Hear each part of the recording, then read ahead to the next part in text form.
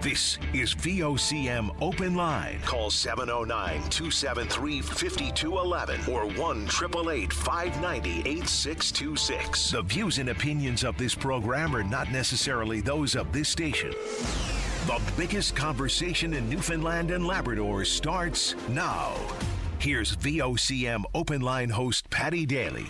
Well, all right, and good morning to you. Thank you so much for tuning into the program. It's Friday, February the 9th. This is Open Line. I'm your host, Paddy Daly. David Williams is producing us. Come on with an edition of the program. So, if you're in the St. John's metro region, the number to dial to get in the queue, 709-273-5211. Elsewhere, it's toll-free long distance, 1-888-590-VOCM, which is 8626. So, helpful reminder from someone out of the CBS area. So last week was extremely cold, and of course the rinks and the ponds were packed every day and the ice was absolutely safe. Now with some milder temperatures and a little bit of rain, very likely that the ice is not safe any longer. So be very, very careful, whether it be with ice fishing or going for a skate or trying to traverse across the pond to cut some of your walking distance out. Maybe you got to be very, very cautious today. So the one picture he sent along was Lawrence Pond in CBS. Last week exactly that. The rink was full and now open water. So there you go. All right, Maggie Connors and Team Canada back at it tonight in the rivalry series against the United States, coming off a 4-2 win. The game tonight is in Regina, so good luck to Maggie and the club. And we think maybe Alex Lehook is going to make his return after almost 3 months off after a high ankle sprain. But the Montreal Canadiens, they're hosting Dallas tomorrow, or they're playing Dallas tomorrow. So hopefully he's in that lineup. Big win last night for the Growlers. 3-2 in overtime. Tate Singleton with the winner. Playing against the Greenville Swamp Rabbits. How's that for a team moniker? So they're the number one team in the league, so that's a big victory for the Growlers, and they're back at it tonight.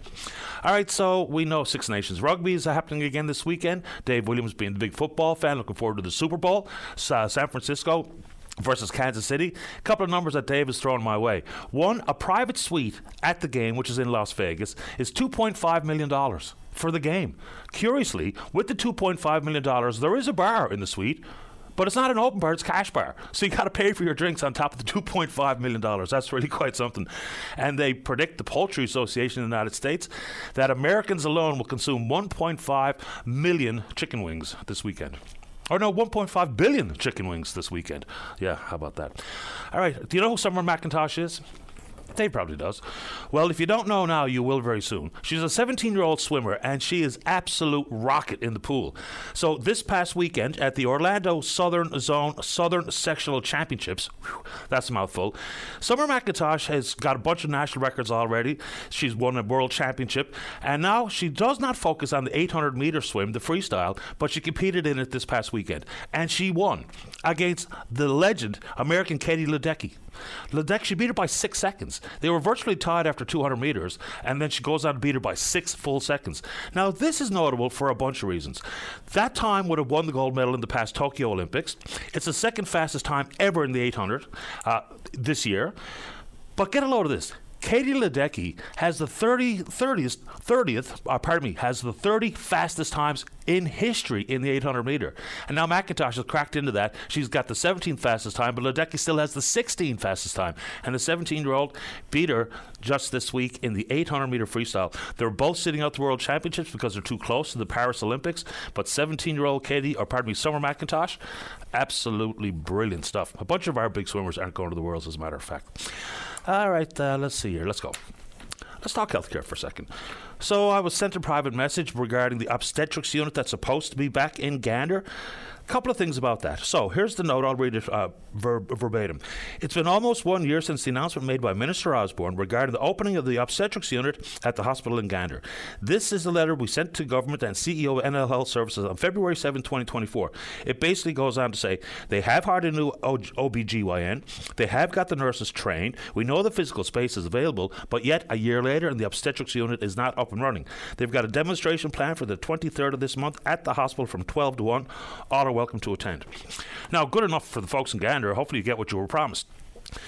But you wonder how closely the government is going to operate based on recommendations done by the folks, whether it be Sister Elizabeth Davis or Dr. Patrick Parfrey and all their subcommittee members inside the Health Accord, the 10-year roadmap. It does say in that document that the one obstetrics unit in Central would be in Grand Falls, Windsor, but the government, based on the pressure that was brought to bear, have decided there's going to be a unit in GFW and in Gander. So we'll see how that proceeds. And regarding the Health Accord, you know, we talk endlessly about recruitment and retention and all the different disciplines and the shortages and the wait times. You wonder what kind of action governments put down regarding the social determinants of health, because that was the linchpin of the entire document. It's not just about bolstering services, it's trying to make us a little bit more healthy. But, you know, the basics of the social determinants of health are economic stability. Poverty plays an enormous role in your interaction with the healthcare system. Education access, quality of education, healthcare access, quality of healthcare, neighborhood and built environments, social and community context. So what can the government point to, like specifics as to what they've done to address the key to the Health Accord was the social determinants of health. So anyway, let's keep going. All right, this is a review of a contract that was let, I think, in June of 2020. It got some attention at the time, but very little since. And it'd be nice to get a status update. So the contract that was entered in with Change Healthcare Canada, a 6-year contract. So this was about building software that involves healthcare scheduling and collaborating with health authorities on, quote, improved operational efficiency and anticipated cost savings. So they're talking about reducing staffing costs, overtime, sick time, payroll errors, and timekeeping labor. Here's where it gets a bit tricky, and it did get some condemnation coming from opposition members at the time. So it is an extremely lucrative contract. So the more savings that Change Healthcare helps find, the more money it makes, up to $35 million over the course of the deal. So the government says it's not about cutting spending, but to avoid staff burnout. Okay. Now, there was no consultation, apparently. There was no public announcement before or after the deal was done. There was a $3 million upfront payment to Change Healthcare to begin months of preparation prior to the 5-year operational side of the deal kicking in. So it goes on. This is really quite something. The deal also says that the health authorities will have to cover sales tax and fees for any work Change Healthcare does beyond the contract's original scope. Where are we? We have no idea. The authorities will also have to pay up to $5 million in penalties if they don't achieve 95% adoption of the program within the organizations. So this is back when we had all the different regional health authorities, but now, of course, all in under one umbrella at NL Health Services. So it'd be great to get a status update.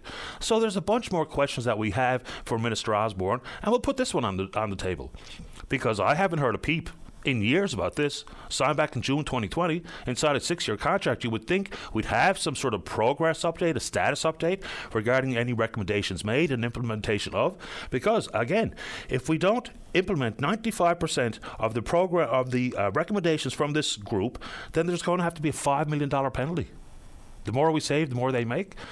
All sounds pretty bizarre to me, but there's a status update required on that contract. Do you even remember that happening? It caught some attention, but of course, what happened back in 2020 also?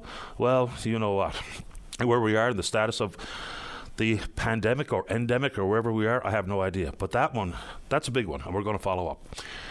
Now, this is terrible news.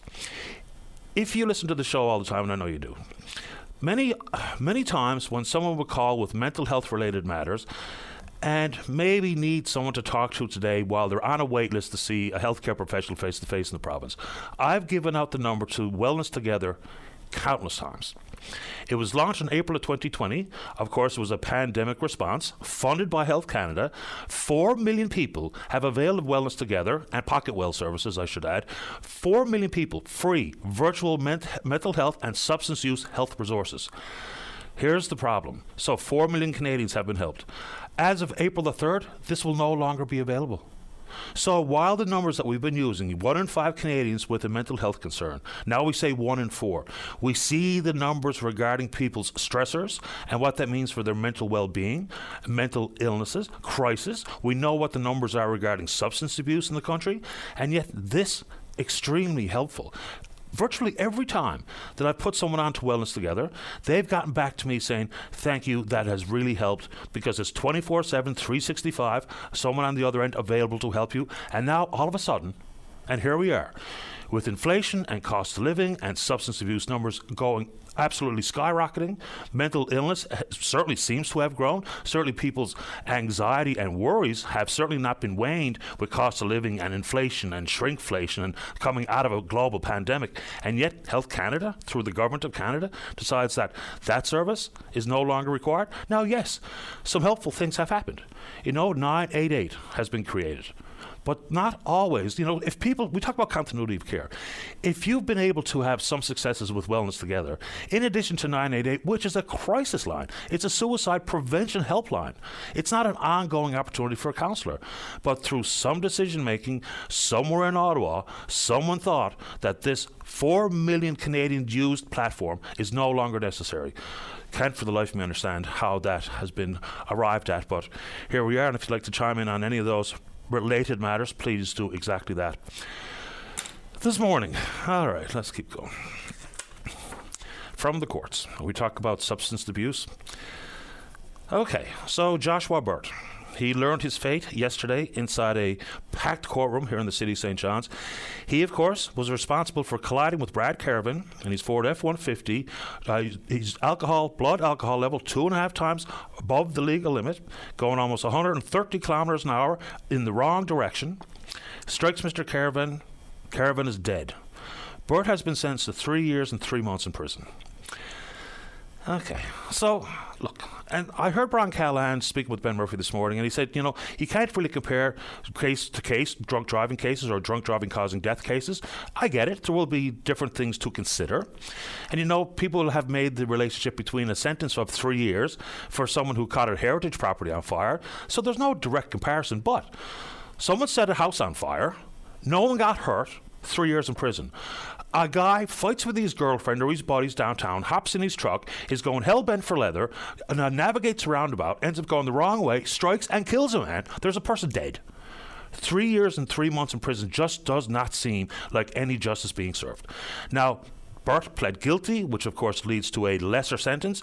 The guidelines are generally between 2 years and 7 years, as says Mr. Callahan, who follows the courts quite closely. There is a maximum sentence for drunk driving causing death of life in prison. So things like an additional 5-year ban from driving.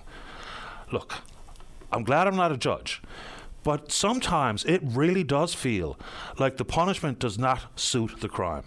There is a man dead. There's a young boy without a dad, sisters without a brother, mothers without a son, grandparents without a grandson, all because of one drunk driver going absolutely haywire on the highway, and this is the end result. So I know you can't compare case to case. I think Mr. Callahan is 100% right, but this does not feel like there was justice served in this particular case, and nor has there been in other similar cases in the past with drunk driving and drunk driving causing death. So anyway, you want to take it on and stick with substance abuse for a minute. And oftentimes, far too many people, in my opinion, don't care about what is an absolute crisis in the country, and that's overdosing. The toxic drugs on the street are killing people. I don't really know why anyone is willing to turn a blind eye. It's easy enough to say, well, just don't do drugs. What happened when Nancy Reagan said, just say no? Nothing changed. It got worse. Drug use is up in Canada and the United States. And the type of drugs people are using and abusing and addicted to. So it's easy enough to say don't use it, but addiction is a physiological issue that is easier said than done to overcome. In Belleville, Ontario, this week, in one day only, there was 23 overdoses. 23 overdoses in one day. And why? Because of the type of drugs that are being taken here. People aren't taking some of these drugs thinking that they're going to get an animal tranquilizer. So for 23 overdoses in one day, in one community in Canada, doesn't that really sound off the alarm bells here? I don't pretend to think that there's a simple solution to these complicated issues. But if that's the type of drugs that are on the street, and unbeknownst to people, they're taking something that's going to drop them dead where they stand, which is not generally how things like drug use works. It's risky. We know what fentanyl can do to somebody. What is it, 1,000 times more deadly than heroin? So I get it, why people are willing to turn a blind eye, but goodness gracious, there's a story from Belleville. We're just standing outside a church where there was a quote-unquote soup kitchen. Within 3 or 4 seconds of each other, 5 people standing outside that church, bang, on the ground, overdosed. So there's a huge problem with the type of supply on the street, and no one's justifying or encouraging or dismissing or apologizing for people who are using illicit drugs, but it's real, it's happening, and to just turn a blind eye to it probably doesn't sound like a very good idea to me. How about you? All right, sticking with, we'll move on. Newfoundland Power, I heard this in the news to warn people there's a scam making the rounds. There's always a scam making the rounds. So someone's calling saying that they're representing Newfoundland Labrador Hydro. They want your credit card information or they're going to cut your power. Hydro doesn't do that. If you get that call, hang up and call the police.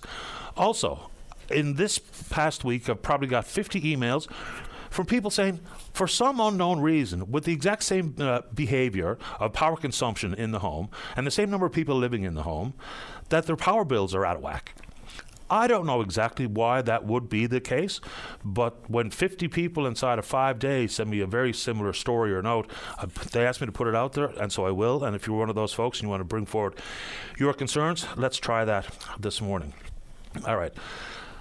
So, and inside the world of powering your home. So the Canada Greener Homes Grant, done. After February 19th, no more applications will be accepted. They ran out of money. So it was brought forward not that long ago. It was launched in 2021. They said it would last for some 7 years. 165,000 grants later, then they're out of money. So, it has been very helpful to get back some of your hard-earned money that you paid in taxes back in your own pocket to do things like improve the efficiency of your home, which consequently brings on lower heating bills for years to come. This has been a good program. Add to it the number of folks who are trained up to be energy auditors and people who have businesses that have grown exponentially because of some pockets of money. So whether you think that's artificial growth and should not be the reliance of one industry or one sector of the economy or another, the fact of the matter is so many people have been employed in exactly this facet, and now, after February 19th, you have to believe their business is going to be slashed. And probably devastatingly so. So the Canada Greener Homes Grant also gone when we talk about powering your home. Many people still talking about, and rightfully so, the redfish allocation that the province is getting, some 19% of it. There was a protest held in Corner Brook yesterday. One fellow got up to the microphone and said, who's going to lose their business, their enterprise because of the allocation of redfish? As we're told, every single hand shot up. This is not just for folks directly or indirectly involved in the fishery. We're talking about communities, right? So there's 30 or 40 boats ready to go. They were hoping for an allocation. Of course, everybody wants what they want when they want it, similar to this province and in Nova Scotia. If we were given more, and I wish we were given more, like Minister of Fisheries provincially, Elvis Lovelace said, they were hoping for at least 30%. I've heard other members of the FFAW and harvesters on the south coast, the west coast, and the northern peninsula talking about 50%. So currently, as it stands at 19, it's not going to be enough to keep the wolf away from the door. So anything inside that fisheries world, we're also up for it. Now, a couple of stories that, once again, we've had one person, Colin in particular, of course, keeping an eye on the courts. So Cameron Ortiz. So an Ontario Superior Court has sentenced Cameron Ortiz, who was a former RCMP intelligence official, found guilty late last year for leaking secret information to the police, or police targets, pardon me. So it was the first time charges were filed under the Security of Information Act. So he has now been sentenced 14 years in prison. The Crown was looking for 28. So they're going to appeal the sentence. Mr. Ortiz's lawyers are going to appeal, saying he was given an unfair crack inside the courtroom because of so many redacted pieces of evidence, what have you. But Cameron Ortiz, spy, sentenced to 14 years in prison. And also on that front, this story made its rounds very, very lightly. There's a former employee at Hydro-Quebec, a guy named Yu Sheng Wang, 35 years old. He was employed by Hydro-Quebec, allegedly obtained trade secrets to benefit the People's Republic of China to the detriment of Canada's economic interest. He's been charged with 4 espionage-related charges: obtaining trade secrets, unauthorized use of a computer, fraud for obtaining trade secrets, and breach of trust by a public officer. So a couple of bad actors in the fold right there. All right, check in with Dave one more time. How we doing? This is a bit of a lighter note before we move on. The British invasion, music speaking, came to our shores in 1964. And of course, largely fueled by the Beatles in the beginning. It was 60 years ago today that the Beatles appeared on the Ed Sullivan Show before a record-setting audience of Americans who were getting their first look at the Beatles. 73 million people tuned into the Ed Sullivan Show that night. Of course, they all wanted to hear I Want to Hold Your Hand, which was at the top of the charts. So when the Beatles flew into JFK on February the 7th, 5,000 people were standing there waiting for them. For the Beatles' first appearance on the Ed Sullivan Show in a 728-seat studio, there was 50,000 ticket requests. They opened up by playing or performing All My Lovin', Till There Was You. They taped 2 more tunes that day for later broadcasts on the Sullivan Show, Please Please Me, Twist and Shout. Ed Sullivan goes on to say he was speaking glowingly of their conduct as fine youngsters. On this date, 1964, the Beatles on the Ed Sullivan Show. We're on Twitter. We're VOCM Open Line. Follow us there. Email address is openline@vocm.com. When we come back, let's have a great Friday show. That means you're in the queue to talk about whatever's on your mind. Don't go away. Welcome back to the show. Let's begin this morning on line number 2. Good morning, Bradley. You're on the air. Morning, Patty. Good morning to you. Welcome to the show. Thank you. The reason I'm calling in this morning, I think I have a long-term solution for the doctor shortage and retention, something I had in my mind for a while. I wanted to talk about perhaps going into our schools and offering med school to our residents. And I know when I graduated high school, I can remember people coming in and they were saying trades. So obviously a lot of the people went into the trades. Now, I know there's obviously some of our graduates that went on to med school and became doctors and nurses and whatnot, but I do know that it can be a daunting task to think about your future and going into a lot of debt and or applying for med school in the first place. So what I would want to touch on is, I know, like, growing up in a rural area, that a lot of the doctors that you see, they come and they're there, they punch their time, and then they move to a more urban area. They don't stick around, so it's hard to get a family doctor that way. But a point I want to point out is not a lot of families are wealthy and can think about taking on the student loans of becoming a doctor and going to med school. So I would think that they should offer residents free tuition, and also look at students that are, instead of having 90s and 100s in marks in school, they should look at students with 70s and 80s, because I know when I was in high school, I was sick of it. I just need to get out. But isn't that taking a bit of a risk with such a highly coveted seat in a med school, because the workload and the balance between whatever else you might be doing in this life and your studies and the competitive nature of it? You know, if someone had a 70 in grade 12, for instance, I know some guys who were pretty smart cookies, and they didn't do great in school because their highest mark sometimes was days absent because they weren't around all the time, and they're plenty smart, and maybe they could have handled it in med school or engineering school, but there's plenty of people with 70s who might want to be a doctor that probably can't handle the kind of course load that is presented in med school. What do you think? True. I agree 100%. But they could offer like a pre-med school course for these types of students. Try it for a year. If you can't make the cut, that's it. Oh, well, they already do, because you don't go directly into med school upon graduation from high school. Yeah, I hear you that way, yeah. Another thing I had mentioned, I got in my notes here, that, for these kids that are, growing up in a not a wealthy household, that you could get paid to go to school, because these med school programs are long. And you get paid basically the higher your marks, the more money they pay you. Now, I'm not talking about thousands of dollars, but a few dollars, to get you going and keep you interested in the program could go a long way. So, yeah, I think I know where you're going. Just let me put this out there in addition to the conversation. There's already huge competition for a seat in the med school. So it's not like we're trying to find ways to make sure we can fill up all of the 80 seats. In fact, there are people, even someone who belonged to me, who is as sharp as a tack, could not get into the med school. So the competition's there and the money's already there. So how would your suggestion of making it cheaper or free and financial incentives, when we don't need people to want to be doctors and go to one's med school because we already have them in droves? Well, you got to look at how many of these students are local residents. 65 out of 80. Okay. Yeah, we just changed it up a little bit. They added seats to Munns Med School. New Brunswick used to have 5 seats that they paid for. They've relinquished those 5, added to ours. So now there's 65 out of 80 for locals. Okay. Which is pretty healthy. Yep, no doubt. What I will say, Bradley, is there are no bad ideas when it comes to trying to make sure that we get the type of professionals we need graduating from our schools. Add one more layer to the conversation. I'd like to know just how actively we're recruiting inside, whether it be nursing schools or LPNs or nurse practitioners, social workers, doctors, pharmacists. How actively are we in front of them saying, we have a job for you. Please consider staying. Here's the updated information every quarter or whatever until their final year in school, and then we're on top of them all the time. Email, presentations, individual meetings to say, we have a job for you. So maybe, just maybe, if we were really aggressive on that front, we'd retain more graduates. Already that would help.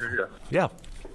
Someone from Tullingate is more likely to stay in Tullingate if they do grow up there, and like I said, they're more likely to stay there once they graduate. 100%. And you mentioned that some doctors may indeed take the opportunity to work in a rural part of the country or province and then consequently move off to a more cosmopolitan place with more amenities and the like. That's going to be a trick into the future.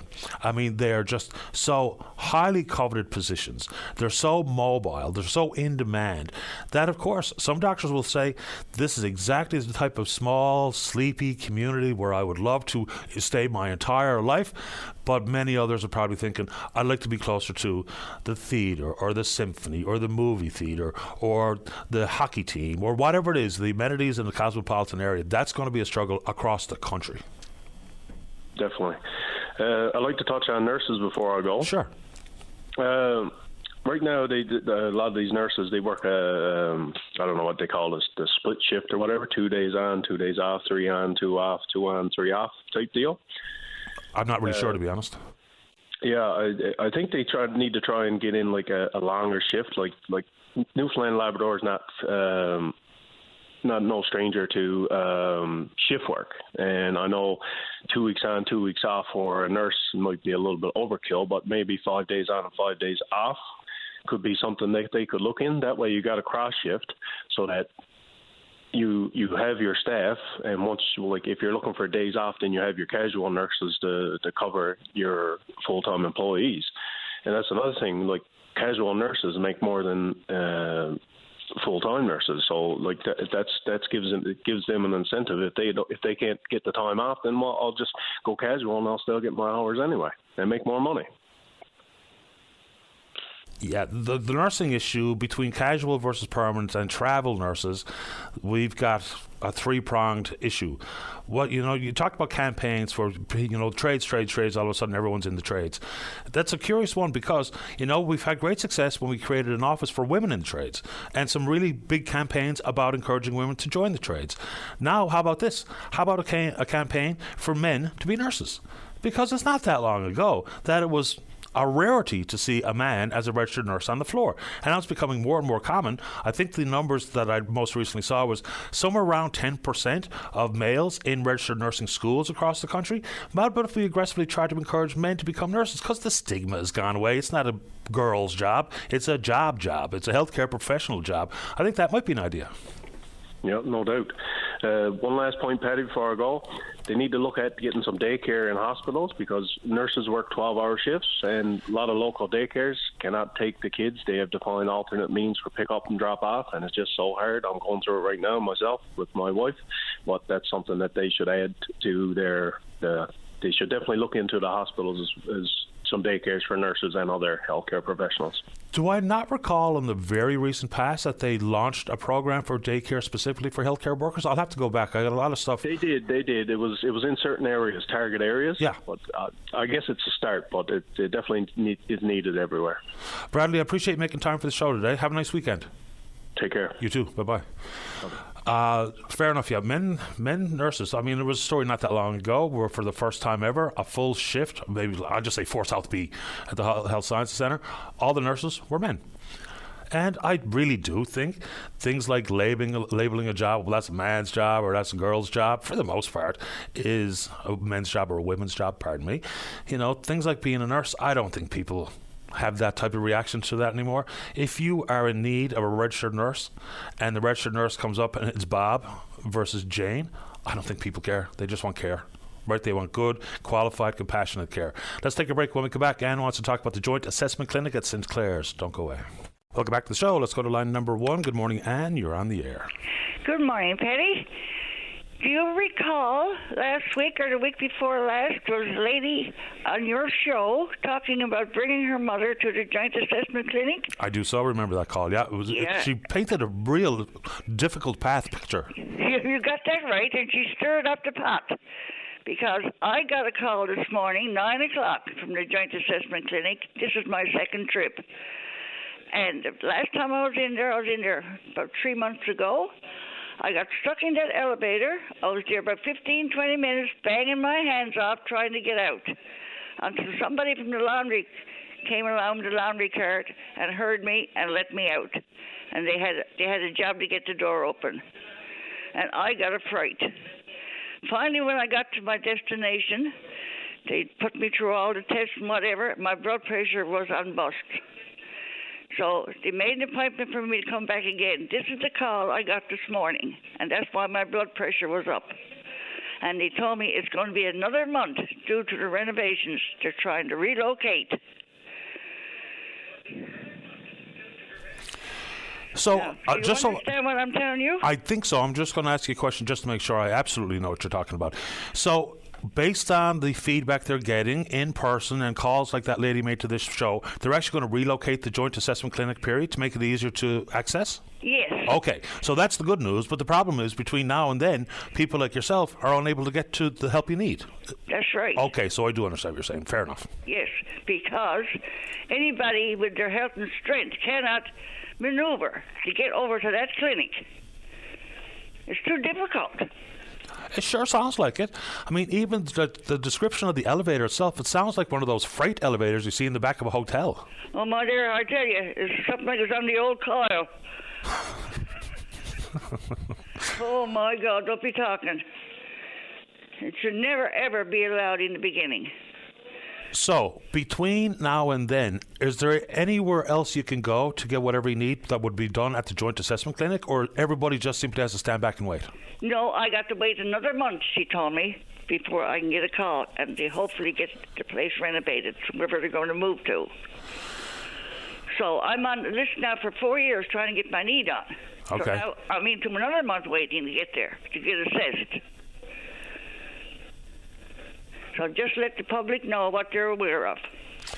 And fair enough, that's one thing we can put to Mr. Diamond, operationally speaking, or the minister, because it's good that they've heard the feedback from the public that it's just too difficult to get to the clinic period, especially when we're talking about people who need a joint assessment done. They have to jump through hoops and deal with that kind of elevator and the type of doors and the just the amount of time and walking it takes to get there. It just never made sense in the first place. I had no idea because I'd never been to that clinic in the past, so I'm glad you brought it up. I'll put it on my list to speak with the minister about, because even while we're waiting for space, there must be a possibility or potential for some clinic space in the hospital, whether it be the Health Sciences or at St. Clair's or at the Waterford or somewhere, to accommodate.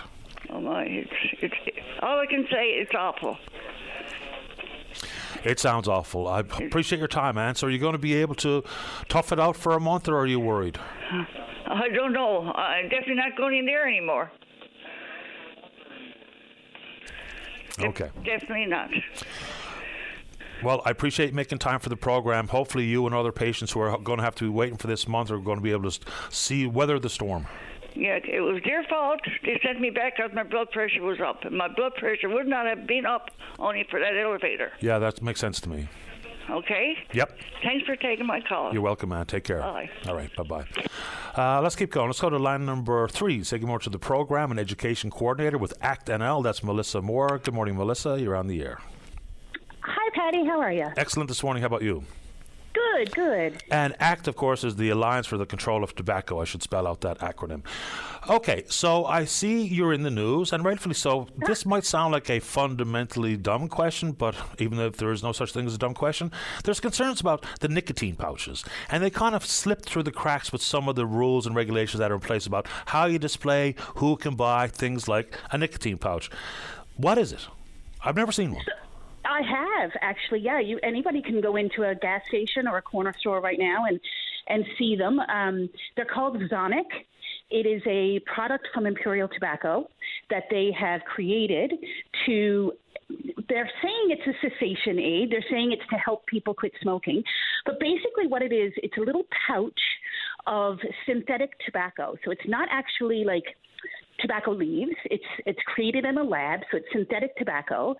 And you put it inside your gum, just lay it there, leave it there for an hour, and it seeps nicotine into your system gradually to help you get over some cravings that you are having. They are marketing it as a cessation aid, but unfortunately, it's being marketed widely to children and youth because it's very colorful marketing, very small little packages, and what we are afraid of as an organization, of course, is that youth are going to find them very attractive and use them when they're not even smoking. So the nicotine pouch is like chewing tobacco, except chewing tobacco is actual tobacco leaves and this is synthetic. Yes, exactly. Okay. And you don't chew it. You just leave it in your mouth, leave it between your gum and your lip, and it just sort of slowly releases this nicotine into your system. So we know the problems associated with nicotine. Is there an additional layer of worry here? Because nicotine is, of course, highly addictive and in the wrong hands can be dangerous, especially when we talk about youth. So is there another type of concern that you have with these nicotine pouches? Well, the main concern we have with them is that they are not regulated. So everybody was sort of taken by surprise when they came onto the market. Nobody was expecting them. They were approved by Health Canada through the Natural Health Products legislation. So they didn't go through the same sort of rigorous testing that would happen with a drug or any other sort of cessation aid like the patch or the gum or the inhaler or anything like that.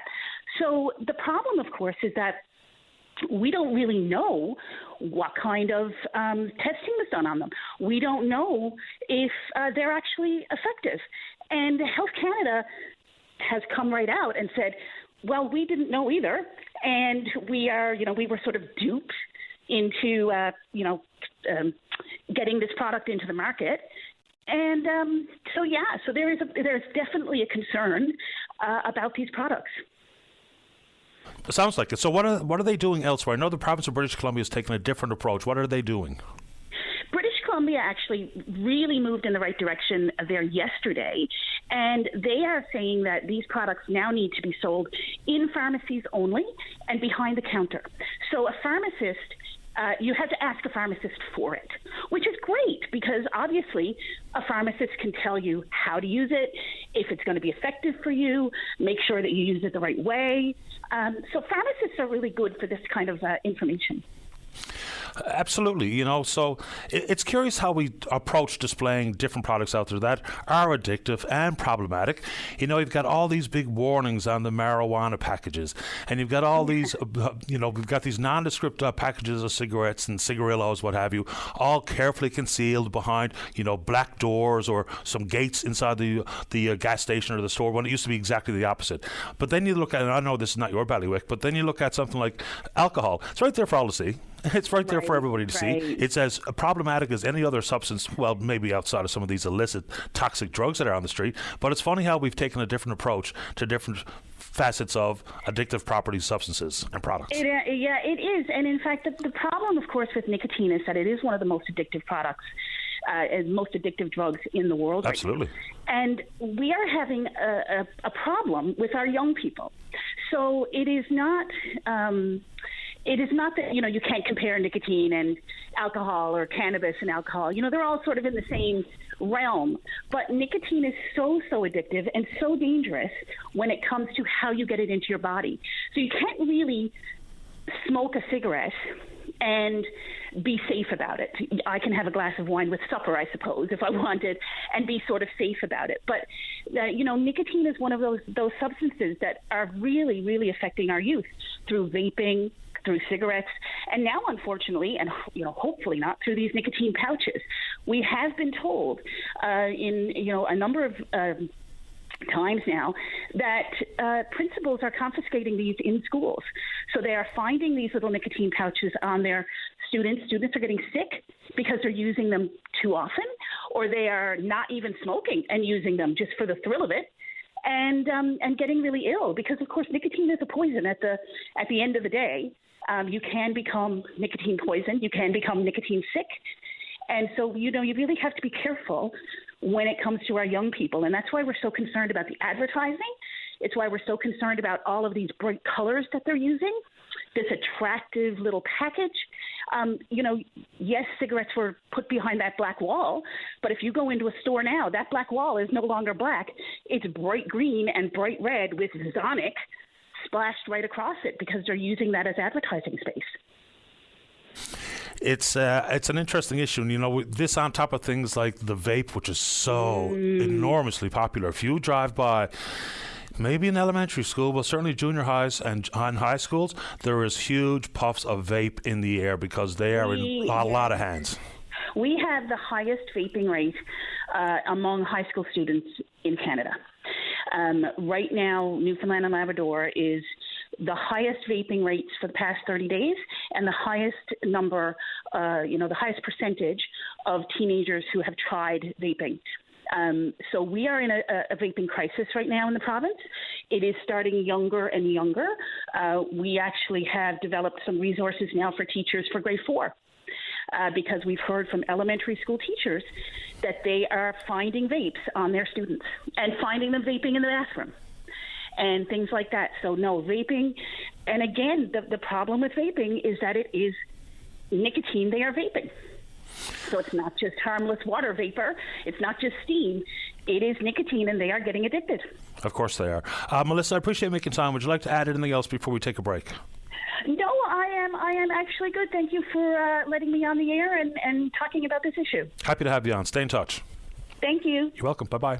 Bye. Melissa Moore is a Program and Education Coordinator with the Alliance for the Control of Tobacco. Let's take a break. Do not go away.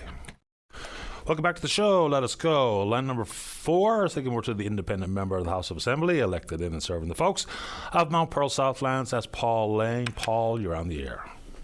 Good morning, Paddy. How are you this morning? Doing okay. How about you? I'm doing this great. Paddy, I guess I just wanted to call in to throw my support, at least, behind the efforts of our consumer advocate, Dennis Brown.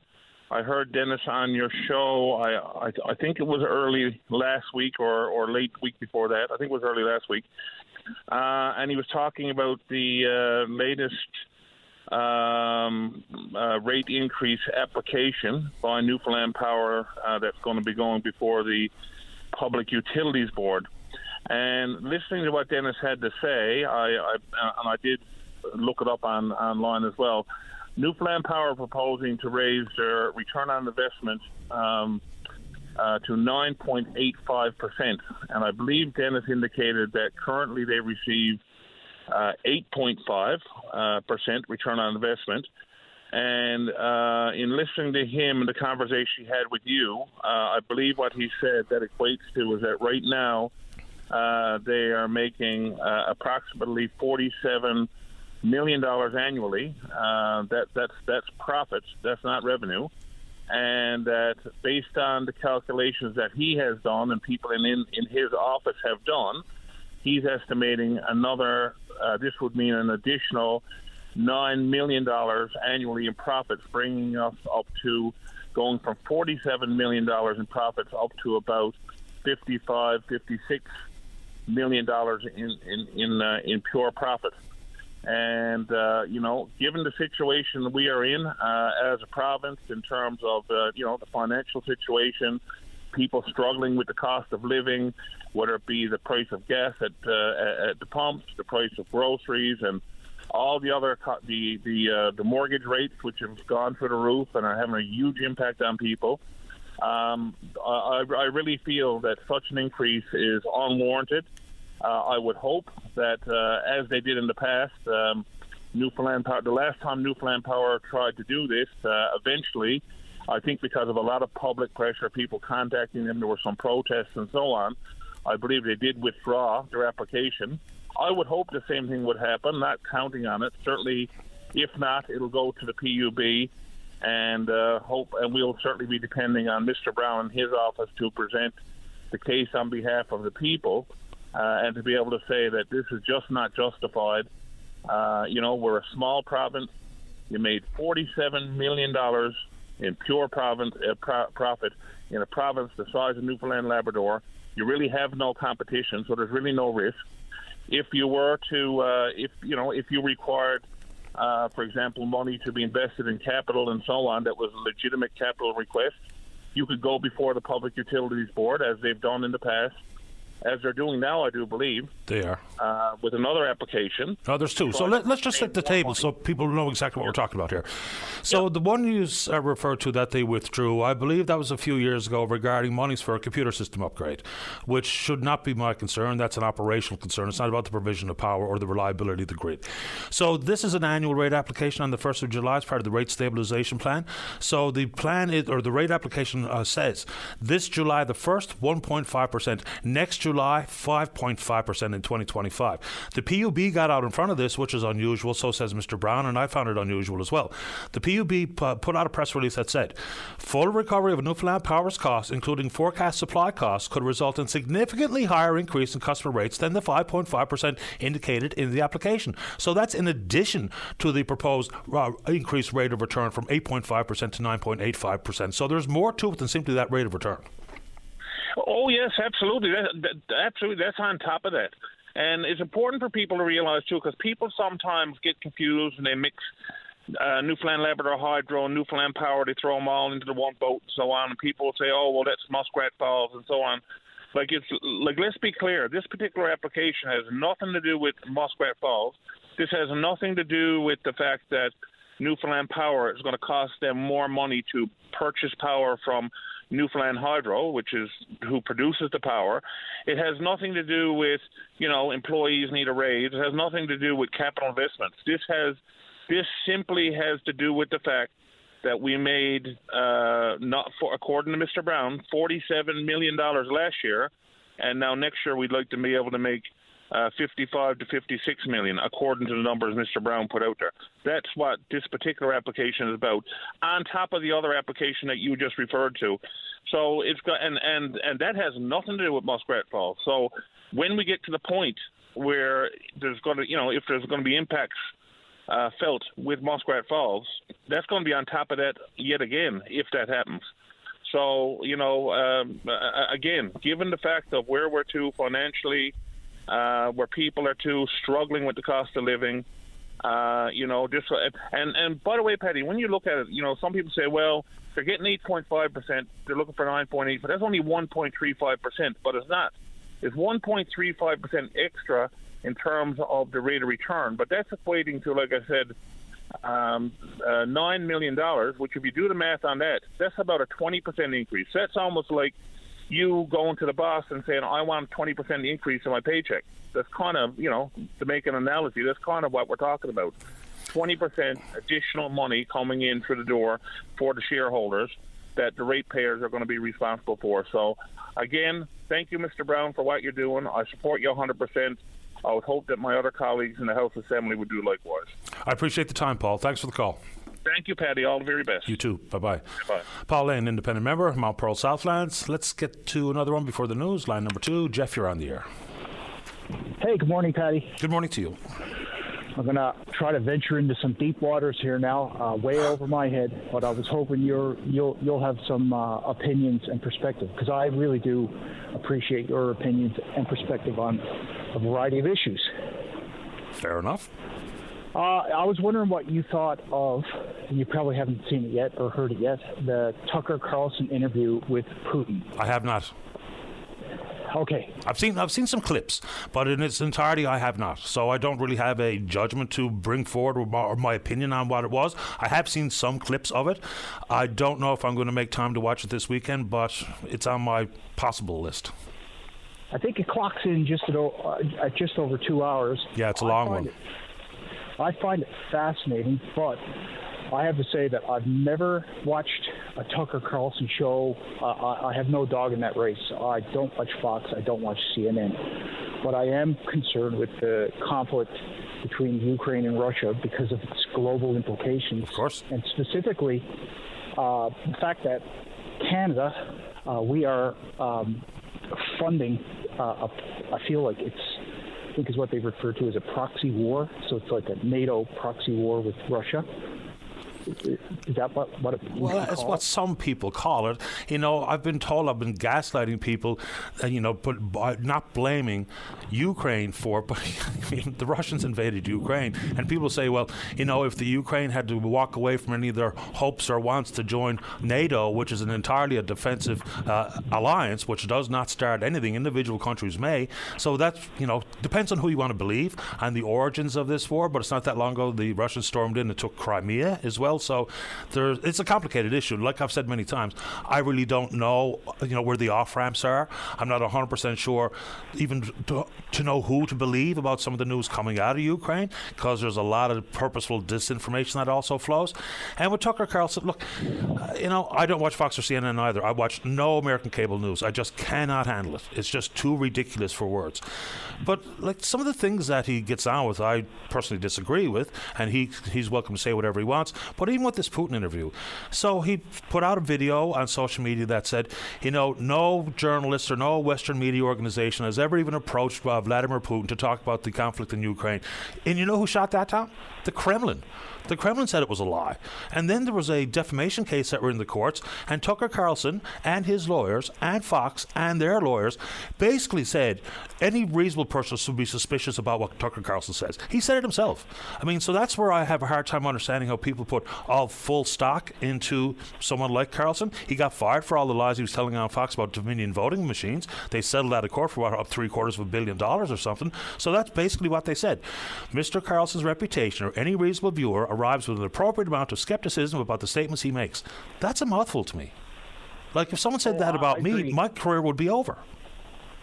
No, I agree. I mean, it's all sensational journalism. And Tucker Carlson, let's say he's a guy of ill repute. I'm not disagreeing anything.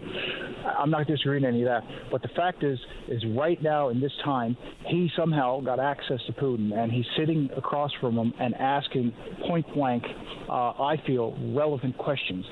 I think you kind of got to put some of that stuff aside, as hard as it is, and listen to some of these answers that Putin is giving for these, I feel, straightforward, poignant questions about the conflict.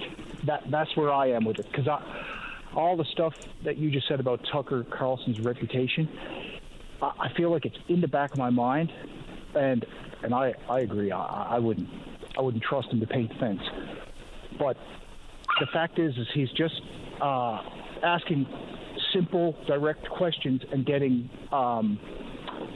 long-form explanations, and that's where I think it becomes very interesting, because you're getting a perspective now that I don't feel we've heard.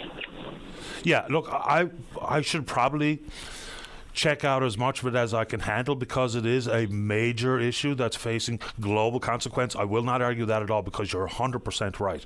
Like one of the clips I also saw was that Putin was talking, and I only watched a little bit of it, so again, I can't pass judgment on the entirety of the conversation or the interview, because I just didn't see it, so it would be unfair for me to do so.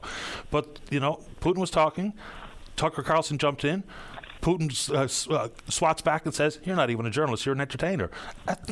And that's what Putin said right for Carlson's face, which is sort of a strange thing inside of a 2-hour conversation. So I suppose I should do myself the information gathering that I try to do day in and day out, and have a listen to what was said, hear some further reaction from a variety of people who, I basically do trust their opinion on a variety of issues.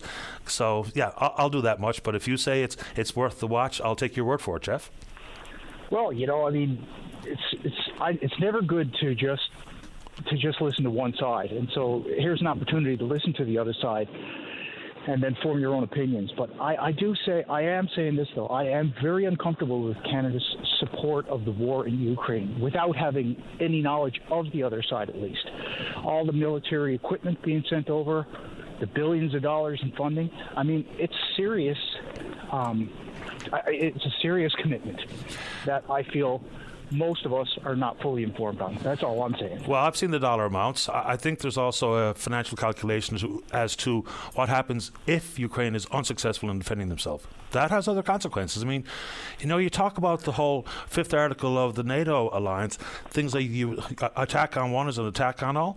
What happens if all of a sudden Putin finds himself in Latvia or in Poland? I mean, there's no guarantee he stops at Ukraine. Why would there be? Why would we trust him to say that when repeatedly history is very, very clear? He's going to go where he wants to go. So what happens if all of a sudden that's the case? I mean, I think that's got to be part of everyone's calculation because it is a serious matter. As part of our membership in NATO, if a NATO nation gets attacked, then all of a sudden we're in.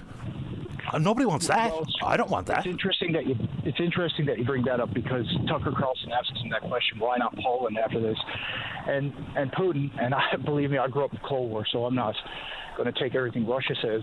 I'm taking it all with a grain of salt. But he puts into context the reasons for the Ukraine invasion, and then also in his own words. I mean, yes, in his own words. Grain of salt is a good one. Just because it's 10:05, they're really mad at me to get to the news, but I'll give you the last word. Go ahead, Jeff. Of course, yeah. No, you got it. That's it. I appreciate your time. Thank you. Later. Take care. Bye-bye. All right, news time. Don't go away. Welcome back to the program. Let's go to line number 1. Vera, you're on the air. Hi, Vera. Hi, good morning. This is Vera. Good morning. I'm calling about the hair amulets and the health care. Yep. Dear, January the 4th, I was admitted into St. Anthony Hospital. I went there to do my dialysis for the day, and my line came out. So I was in St. Anthony Hospital till the next Tuesday. And I missed 3 treatments on account of that I couldn't get to St. John's because the air ambulance wasn't flying. And so anyway, that all the rest of the planes were flying, and they said, oh, it was too bad and there was too much wind, and there was always some kind of excuse about the air ambulance, right? So anyway, I think that they needs to have a better system than what they got for the air ambulance because, I mean, like people is going to end up losing their life. I mean, like, I can't go a week without my dialysis, even though I had to. And, I mean, like, it's my life-saving treatments that I have to go for 3 times a week in St. Anthony, right?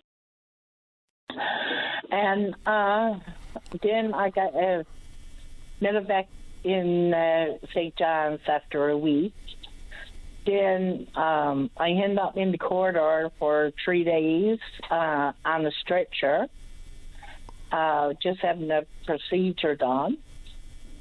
And I don't think it's good enough. I think it's time for the government to put the patients ahead of themselves because I really think that they're wasting too much money in other things and not putting the money out there into health care, and then the people got to suffer for it. Yeah, so is this Vera from Flowers Cove? Pardon? Are you a Vera from Flowers Cove? Yes. Okay. From Barb. Yeah, I was just trying to connect the dots.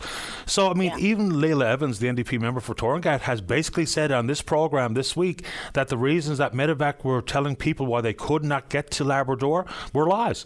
So she broke down a couple of instances where she said that people were given completely inaccurate information. But no matter how you slice it or who's telling the truth, the fact of the matter is Medevac is there for a critically important reason. And so we have to be very clear about how or why people are unable to respond to an emergency or otherwise in Labrador, the Great Northern Peninsula, or anywhere, because Miss Evans brings up some pretty important information. Yeah, well, I think that, it needs to be something done. I mean, there's people who is going to hit, probably have lost their life or end up losing their life because of that, and I think it's ridiculous. And then you go in the hospital and you're end up in the court order for 3 days. And people going back and forth and whatever. Mm-hmm. I mean, it's discrimination as far as I'm concerned. Like, the people, it's time for the people here in this province to wake up and stick together and get things done. Because if not, I mean, we're going to be in dire straits. And especially us here on the Northern Peninsula, because, I mean, the government doesn't know we exist anyway. I appreciate the time and the comments this morning. Vera, would you like to say anything else? Well, no, not right now, but I guess you'll be hearing from me again. Whenever you have time. Okay, thank you. Thanks, Vera. Bye-bye. Yeah, the comments coming from Leila Evans about Medivac and reasons or rationale as to why they were unable to respond to calls for medical transportation airlift from Labrador. She was pretty firm on her stance on it. Okay, let's try to take a break on time. When we come back, Tyler, you're next. Don't go away. Welcome back to the show. Let's go to line number 3. Tyler, you're on the air. Oh. Hey, Patty, how's it going? Doing okay. How you doing? Good. First-time caller, so I'm a little bit nervous here, but I just had to call because I was listening to that guy talk about the whole Tucker Carlson interview and stuff like that, and I don't know, man. It's a crazy time that I don't know. Why are we listening to guys like Vladimir Putin and Tucker Carlson talk about it and speak as if it's truth? I mean, well, that's a fair question. I mean, Carlson has been unabashedly pro-Putin on this one. He just has been, and that's not my words. They were his own words. And, I mean, Putin is an old KGB officer. I mean, part of his bag is, straight-up propaganda. I mean, they're meddling in... I mean, to me, I mean, this is just, like, this was the most ideal situation for a guy like Vladimir Putin. I mean, Tucker Carlson, he has a huge audience. I think it's fine that he wants to go and interview him, but, I mean, the fact that people are saying, give him a platform, let him speak his truth kind of thing, and decide for yourselves, but to me, I mean, it seems like most of these people probably have it already decided themselves that this is how they want to see things, and, are we surprised by anything that Putin said in the interview? I don't think so. But, I mean, it's the fact that people are taking it as truth before we even really speculate on it. I mean, like you said, he's a former KGB agent. This is exactly what he does, right? And, to me, I'm appalled by the fact that we've kind of got to a point where these are what people feel like are the voices of truth now, right? It's also, look, I can't comment on the interview because I didn't watch it, so I'll just leave that aside for a minute. But even things like the clip I saw when Carlson asked him about, what happens if Poland is next, and Putin says that's not going to happen, but he kind of told us the same thing in 2014 about Ukraine proper, that was it. Crimea was the end of the road, and of course, obviously, that's not true.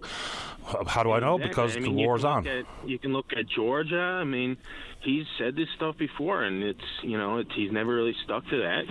So, I just don't understand how we've gotten to a point where this is supposed to be real. I mean, Tucker Carlson's not even a real journalist. He's an entertainer. Why are we speaking as if this guy is a real journalist, I don't know. I don't give him any labels necessarily. But, even if you just think about it in the big scope, the broad strokes, Russia was the enemy. What happened? How did that change? The Cold War was real. It's not that long. It's over. This is a guy who disappears his political opponents. I really have a hard time understanding a lot of this, to be honest. And, I mean, sure, I never watched the full interview either. I mean, to be fair, I only watched clips and stuff like that from it. I didn't really want to watch it, to be honest. But, there was clips of him. Fair enough, he asked some questions regarding that journalist who was imprisoned over there. But I wouldn't be shocked if this was prearranged. Tucker probably gave him an idea that he has to press him, so it makes it seem more honest. But if that is what happened, and, I wouldn't be shocked if Tucker buttered him up basically to make it seem like a more truthful interview, right? Yeah, I don't know, but I'm going to guess behind closed doors before the camera started to roll, there was a carefully negotiated course of action for that interview. I mean, there had to be. Yeah. So, it's just, I had to call because I can't believe we're at a point where all of a sudden we're taking Vladimir Putin, this guy who has just been a master of deception, essentially. We're talking as if he's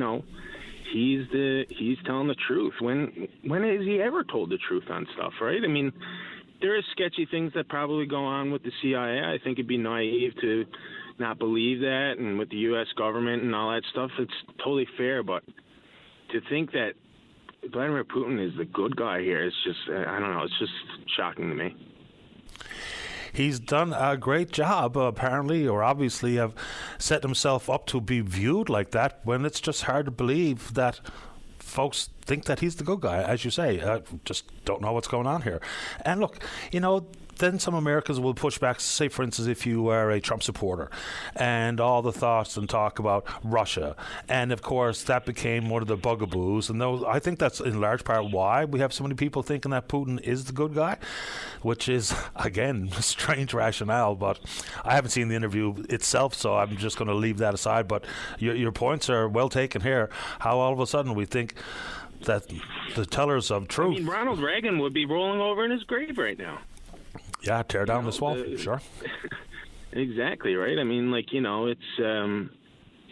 just a very strange time. I mean, to be viewing, I guess, the Russians as the good guys here and feel like they're fighting some just cause here. I mean, it's just I don't understand how we really got here, and it's just disappointing to see, I guess. But people obviously have their own opinions on stuff. I can't sway them on that, but just to me, I just can't believe that we're taking any grain of truth with any of this.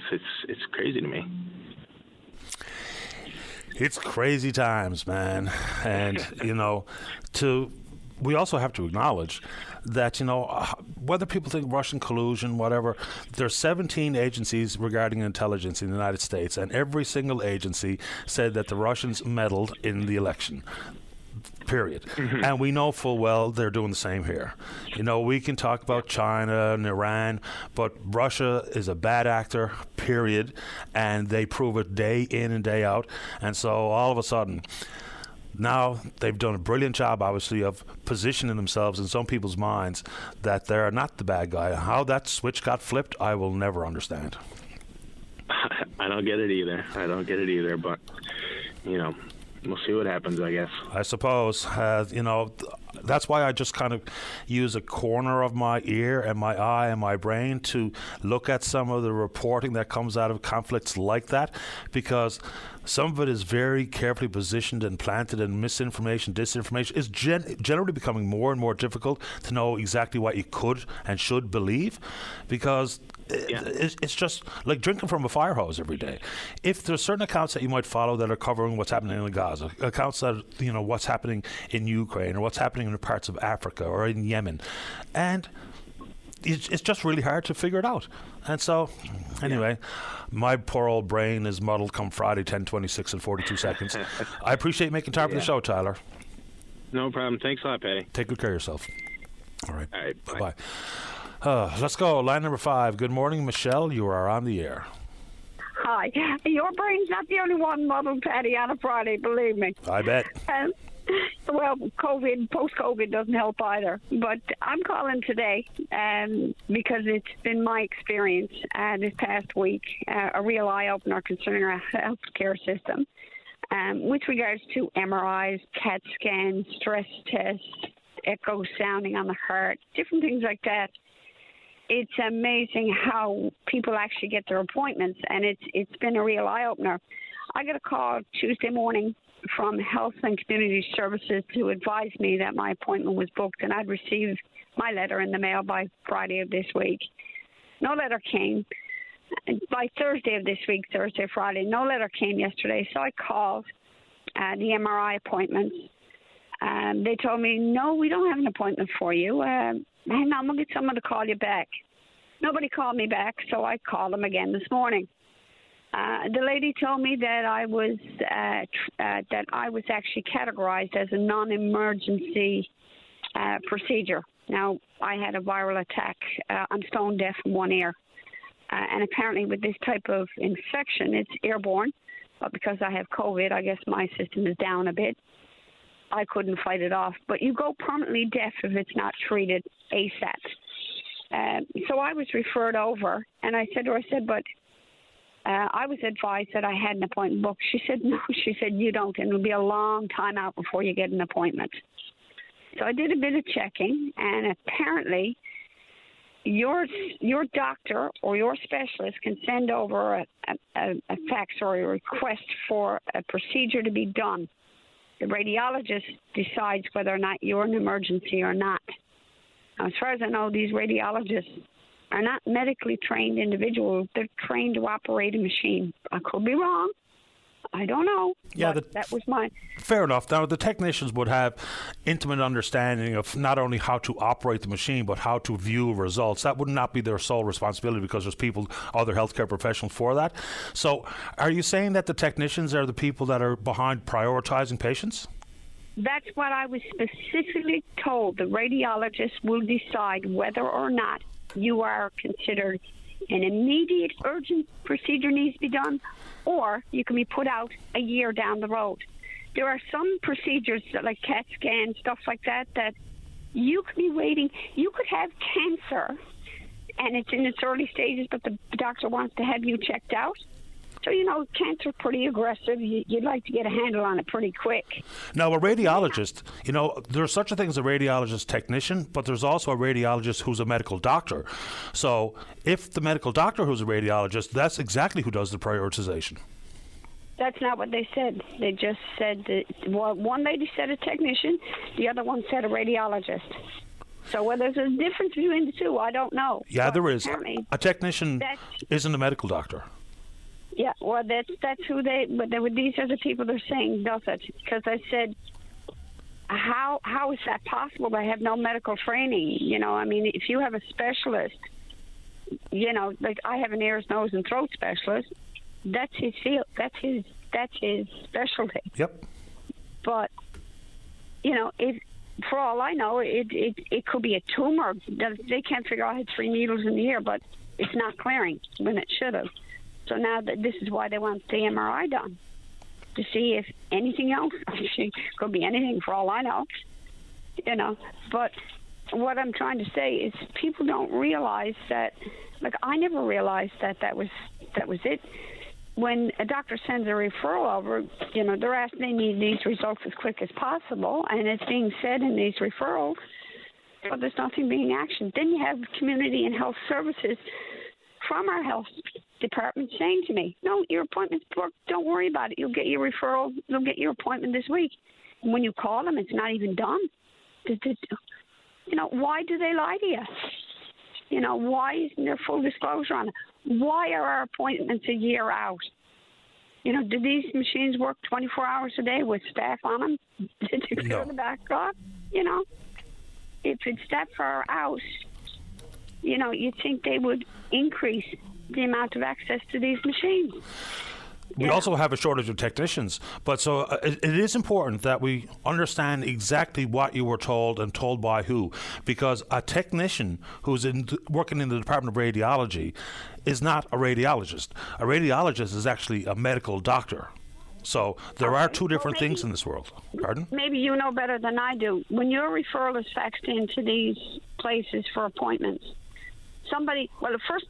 it takes 3 weeks for somebody to pick up that fax, punch it into a machine, into the computer, so that somebody can look at that request and say, we're going to take that one. That's an urgent one. No, that one can wait a year. Yeah, that's a doctor. Just so we understand, the person who would evaluate the priority on this front would be the doctor. The technician basically shows up at work and they have a schedule that Michelle is coming in at 10 for her MRI or for her CAT scan or her PET scan. So that's only a technician doing the operations of the machine and providing the results to the radiologist so who can read, evaluate, and determine what he or she sees, and then the next course of treatment. So the technician simply operates the machine. The radiologist is an actual doctor. So would that apply, I wonder, to everything that had to be done, like an MRI, CAT scan? I'm going to say yes. Yeah, because the way it was put to me, it was off the charts. But, I mean, why call you and say, listen, you're getting your letter in the mail. It's en route. You'll get it by Thursday or Friday. That was community services. Newfoundland's Health and Community Services Department called me and said, yeah, we've been in touch. It's been done. You know. And that person would simply be communicating what they were told. Yeah. But again, when I called yesterday, nobody could, no, we'll call you back. And there was no call back at all. You know, they could have at least said even yesterday that, no, there's no appointment booked, you know. But people can't just wait around and for letters to come in. I suggest anybody that has waiting for a booking needs to follow up on it, because you don't know. I mean, if that's what's happening and your doctor's telling you something is urgent, you still may be waiting a year, 6 months to a year to get it done. And there's another interesting little problem. Is because, of course, if I'm a doctor and I have real concerns for my patient's health and I deem their need to be urgent, then, of course, everybody's doctor is stamping the referral as urgent.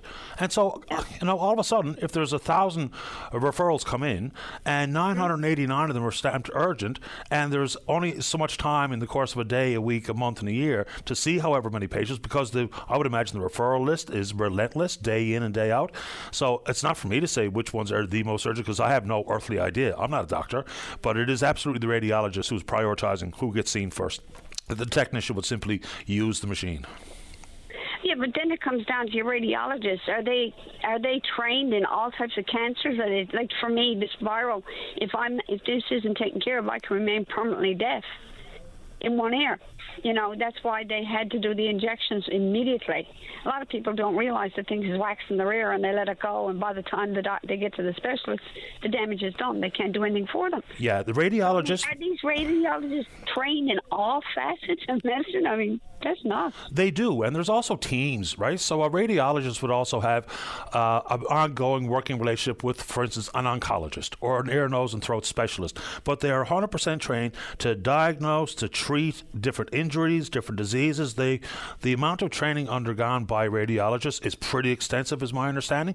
But of course, like many disciplines inside the world of specialty in healthcare, they have teams. Like, they actually have team meetings about, here's this patient, here's the results. So the oncologist talking with the radiologist, talking with the social worker, talking with the ear, nose, and throat specialist, talking with the orthopedic surgeon. So there's a lot of collaboration and coming up with, next steps after there has been a PET scan or an MRI or a CT scan, because it's not just one person involved in someone's treatment. There's absolutely team stuff. I know, because I've had some pretty serious procedures over the years that involved more than one medical professional in the decision making about whether or not to have a surgery, and they walk you through it. So yes, the radiologist treatment is comprehensive and extensive, and they do work in actual teams. Yeah, because that's not what was explained. That was not. Well, I can't speak to what you were told, but that's a more realistic view of what happens in healthcare. Yeah. No, I appreciate you taking the call, Patty. I appreciate you making time. I hope you're doing okay. Have a great weekend. Thanks, my darling. The very same to you. Take care. Bye-bye. Bye. All right, let's take a break. When we come back, does anybody know anything about 211? Pretty helpful service that's available here in the province that probably doesn't get enough understanding and or information sharing. We're going to do exactly that when we come back. Kimberly Leonard is the director of 211 NL. Don't go away. Welcome back to the program. Let's go to line number one. Say good morning to the director of 211 NL. That's Kimberly Leonard. Good morning, Kimberly. You're on the air. Good morning. How are you today? I couldn't be better. How about you? Awesome. My name is Kimberly Leonard. I am the director of 211 in Newfoundland and Labrador. Part of my job is to spread the word about the wonderful service of 211 and let everyone know about this invaluable service. As you know, we are living in difficult times with many uncertainties, and 211 can be the open door to the help you need when you need it most. But we need to get the word out there to everyone in Newfoundland and Labrador that this service line actually exists. What's the number you have to dial? 211. You can Sorry, call 211. I'm only kidding. Okay. Kimberly, I know a little bit about it because you and I have been exchanging messages, and I've gone through and looked at the website and, know that it's partnership with the United Ways of Newfoundland and Labrador and their partners. It was launched in mid-October, funding through the Government of Canada, and it really is a catch-all. The number of categories where people can get some help is really extensive and comprehensive. Right. So 211 is actually an information assessment, referral, and follow-up service, and it is in every province and territory. So with the increase in needs across Canada, it has become Canada's primary source of information for various things like government and community-based programs, services, and supports. We cover the human health and social programs, services, and supports that are actually available. And 211 is very broad because we deal with all populations. We deal with youth, adults, seniors, families, Indigenous peoples, people with disabilities, newcomers, and LGBTQ+. You name it, we deal with them. And our service navigators are trained and they're certified. And they have at their fingertips a very large database that enables them to actually do a high-quality search of the services that are available. So we have everything from basic human needs, such as food, income, support and housing, supports for mental health and addictions, violence and abuse, education, childcare, after-school programs, job training and employment, to navigating many government programs and services. And as of December, 211 has partnered with our provincial government and 811 to become another access point for the public to find distribution sites for naloxone kits. And another benefit of 211 is, 211 across Canada has been a really critical resource in helping communities navigate through times of crisis, such as hurricanes, the flood. We've seen that, with Fiona, forest fires that have been devastating the country over the past year, and other emergency situations where states of emergencies are declared. And we just seen that recent situation in Cape Breton with all the snow, and 211 assisted the government in getting out the key messages to the public and providing direction and navigation to the services where that was available to the public. Yeah, I do a little bit of 211 here, as a matter of fact. So just so people have a clear understanding, your site, 211, is not a place where there's going to be actions taken. What you're trying to do is disseminate requests for information. For instance, we're talking mental health and addiction, be able to point them to resources for addiction counselling or support groups or treatment or mental health services at large. So it's not that you're going to be able to execute on their individual request, but you're going to be able to put them on to the right entity or organization. Right. We are a provider. And the beauty of 211 is that in a world where you pick up the phone and get a voice message, when you call 211, you will get a live voice in real time. 211 can be accessed by anyone living in Newfoundland and Labrador by phone, chat, or the web. It's available 24/7, 365 days a year. We can accommodate people who are deafened or hard of hearing. We have a huge language component allowing us to service over 150 languages. It's free and confidential, and wait times are just so minimal. And we can actually connect people to emergency situations and support if that is what is needed through the call. And that is determined by the caller and the service navigator, and we do that through a process called a live transfer. And we transfer people to 811 and 911 all the time. So we are actually a connector. We can be the link to, there are so many organizations and agencies and supports and people that are out there eager to help. We just need to connect the people to those services and let them know what's available. Yeah, it's a real catch-all. So when I call 211, who exactly am I speaking to? What kind of training do they have to execute this important duty? Okay, when you call 211, first of all, you will be greeted by a friendly service navigator who is highly trained and certified, and they're actually trained and certified by Inform Canada, and they're ready to listen. They assess the situation. They're very good at navigating through the issues. Like, for example, someone might call and they want access to food, but there may be underlying issues there as well. I can give you an example of someone calling. I don't do the calls myself, but the service navigator does, and they will call and they have the training to assess the information. They're really good at dealing with emotions because often in difficult times, emotions are associated with that, and they can get to the root of the problem. And then they'll actually provide service navigation based on the conversation, and there may be 3 services that they can connect them to. So if someone calls about food, they might actually need income support, and they might actually be facing eviction from their home. So there's all kinds of issues there, and they will be provided to those resources that can help them. When you talk about, there are indeed, one of the categories is mental health and addictions, and that's helpful to be able to disseminate information for them. What happens when you find yourself with a caller in crisis?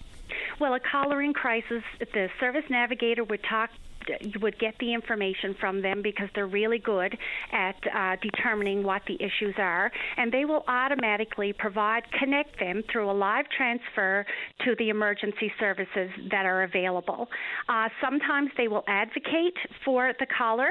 Our goal is to give them the information so they can help themselves, but in times of crisis and emergency situations, the service navigator will actually do the advocating and connect them to the services that they need. It's terrific, and I'm just to get a better understanding. So you deal with someone, say for instance, in crisis or any other issue where it might not be necessary to call 911 or a mental health check-in by a police officer, what have you. But is there a follow-up component? Absolutely. There can be a follow-up service that is required, that is determined by the service navigator, and if the client or the caller would like a follow-up, they will certainly, because it's a confidential service. But if they want to follow up, then we will take their number and we will follow up in a day or two to see where they are with the services that they were connected with and what they need in additional. It's excellent. Kimberly, would you like to add anything else to the conversation? Well, we do have 211 Day coming up on Sunday, February 11th, second month, 11th day in Canada. Newfoundland will be participating. You can look for our building landmarks in St. John's this weekend to be illuminated in red to represent 211 and to bring awareness. We have the Confederation Building, the City Halls in City of St. John's and City of Mount Pearl. And we've had all mayors across Newfoundland and Labrador. They were invited to read and sign the 211 Day proclamation declaring Sunday, February 11th, as 211 Day in their regions. And I want to thank everyone for the outpouring of support that we've had on this initiative, because the more awareness we can bring to 211, the better it is for the people of Newfoundland and Labrador. It is a trustworthy service, and, it can be accessed by anyone at any time. So if you don't know the answer or you can't find the answer, call 211. Our motto is help starts here. Keep up the good work, Kimberly. Thanks for making time for the program. Thank you. Take care. Have a great day. You too. Bye-bye. Kimberly Leonard, Director of 211NL. Who am I coming back to speak with? David, after this break. David's on the phone. Anyway, let's go ahead and take a break. Don't go away. Welcome back to the program. Let's go to line number 4 and say good morning to a former member of the Stephenville Town Council. That's Lenny Tiller. Good morning, Lenny. You're on the air. Good morning, Paddy. How are you? I'm doing very well, sir. How about yourself? Oh, not too bad, not too bad. So you and I have been going back and forth here for a little while and been looking forward to having you on the program. We know that back on the 11th of January, you resigned from Stephenville Town Council. Some of it was to care for your aging grandparents, but you're also talking about the relationship between yourself and Mayor Tom Rose. Elaborate for us. Yes, sir. Well, I'd like to start off, if I can, Paddy, just giving you a little bit of background on myself, because the mayor has, in my opinion, in the media over the last week or so, had 5 or 6 different reasons why I left and can't seem to make up his mind. So I'll give you a little background. For 4 years, I lived in Fort McMurray. While I was there, I worked in oil and gas, doing payroll and finance stuff, worked with safety departments, commonly worked with boards. I was on the district association of Brian Jean, who then was the leader of the Wild Rose Party. I was president of the Bay St. George Student Union campus for 2 years. 1 year provincially, went to Ottawa, went to Canada and Gatineau, fought for the oil and gas students that we had, and really put the province forward. I'm used to dealing with rules of procedure and how to act in these meetings. I was second vice president of the Lions Club locally. I'm a member of the Regional Western Service Board. Politics and procedure and how to act in a professional setting is something that's not new to me. I'm not just some guy that was elected off the street, as sometimes the mayor would allude to as, oh, well, the 3 young people left council. But it was certainly the dynamic he had set up most of the time, because there was always, he's the senior, and not just him, there was other members, but he would speak on their behalf. There was a senior council and a junior council, and it seemed like the senior council knew it all and should know it all, and we should be there to listen. And when I started speaking up in February of 2022, I believe it was, surrounding questions on the airport in a public meeting, well, shortly after that meeting, which was 2 or 3 days later, council actually called a meeting. And the whole sole purpose of that meeting was to try to correct me doing my role as a councillor. It didn't make any sense. One councillor stood up for me and said, this meeting doesn't make sense. But the rest of them got to go around the table one by one and take shots for speaking out publicly on what at the time didn't make any sense. Why was the airport being advertised as owned by the purchaser, but the town was trying to give taxpayer dollars to an airport that they said they didn't own anymore? So when the mayor refutes your claims, saying that you just simply didn't like being a councillor, so give us some examples of specifics about how you felt bullied or taunted by Mayor Rose or anybody else on council. Sure. So to his comment, Paddy, I loved representing the people of Stephenville. We have some of the greatest residents, and I'm sure you hear everybody say this, but we do. We have some engaged, active residents who care about their community that felt that they weren't being heard. And I was trying to bring their voice to the forefront, whether it be in committee or public meeting. There was lots of times where the mayor would actually utter the term, you're just a junior councillor. I've been here longer. I've never been questioned in this capacity. Why are you questioning me now? Things like expenses that were not pre-approved, and the Municipalities Act is pretty clear. Pre-approved expenses by the council are okay. The mayor doesn't get an expense account. He's no different than anybody else. But there was always a dynamic where the mayor and a few other members of council that were close to the mayor would know all the information, and the 3 new ones or the 4 new ones would be left out of knowing what that was going on. Then we have to make decisions.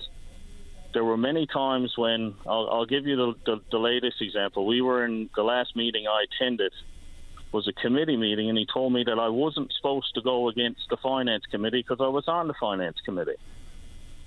And I would say, well, I don't agree with the committee's recommendation, and I'm going to say it publicly. And he would try to intimidate you and belittle you into, well, you have no choice. You're on this committee. You have to agree. Well, when I put my name on the ballot, there wasn't junior councillor position that I ran for. I ran to be a councillor of the town of Stephenville. He put me on the finance committee. I didn't ask to be on the finance committee. But when I got elected to politics, it was to be the voice of the people, and that's what I tried to do.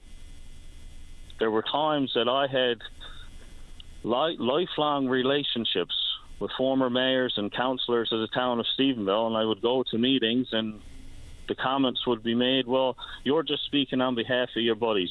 There's no way you can know this. You're speaking on behalf of them. You don't have your own voice. And Paddy, it wasn't just me as a councillor. I can't speak for the other 2 of why they left. But the staff at the town has been treated this way as well. And I would, it is my perception and my feeling that we are at the point now that occupational health and safety should seriously look at going into the town and not just interviewing current employees, but also former employees. We've lost 3 CAOs in over 2 years. We've lost a manager of public, I believe it was Public Works, who's now working for the city of St. John's. There's numerous times where staff are so upset that they have to go on sick leave because of the way things are being managed. Most of the fights we had was over process, following a process. Process is what makes a any organisation work in a collective and collaborative effort.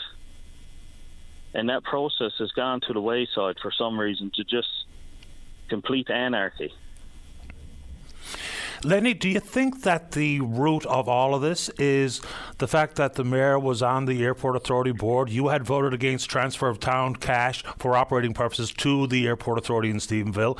And then, of course, Mayor Rose was absolutely all in with Carl Diamond right off the get-go. So with your voting against that transfer of money, and whether it be back to the initial issue regarding those 3 parcels of land between the Stephenville Airport Corporation and World Energy GH2 and some of the confusing public commentary that came from that. So it is as simple as that. When those issues came to bear, then all of a sudden you became a junior councillor. You became a problem.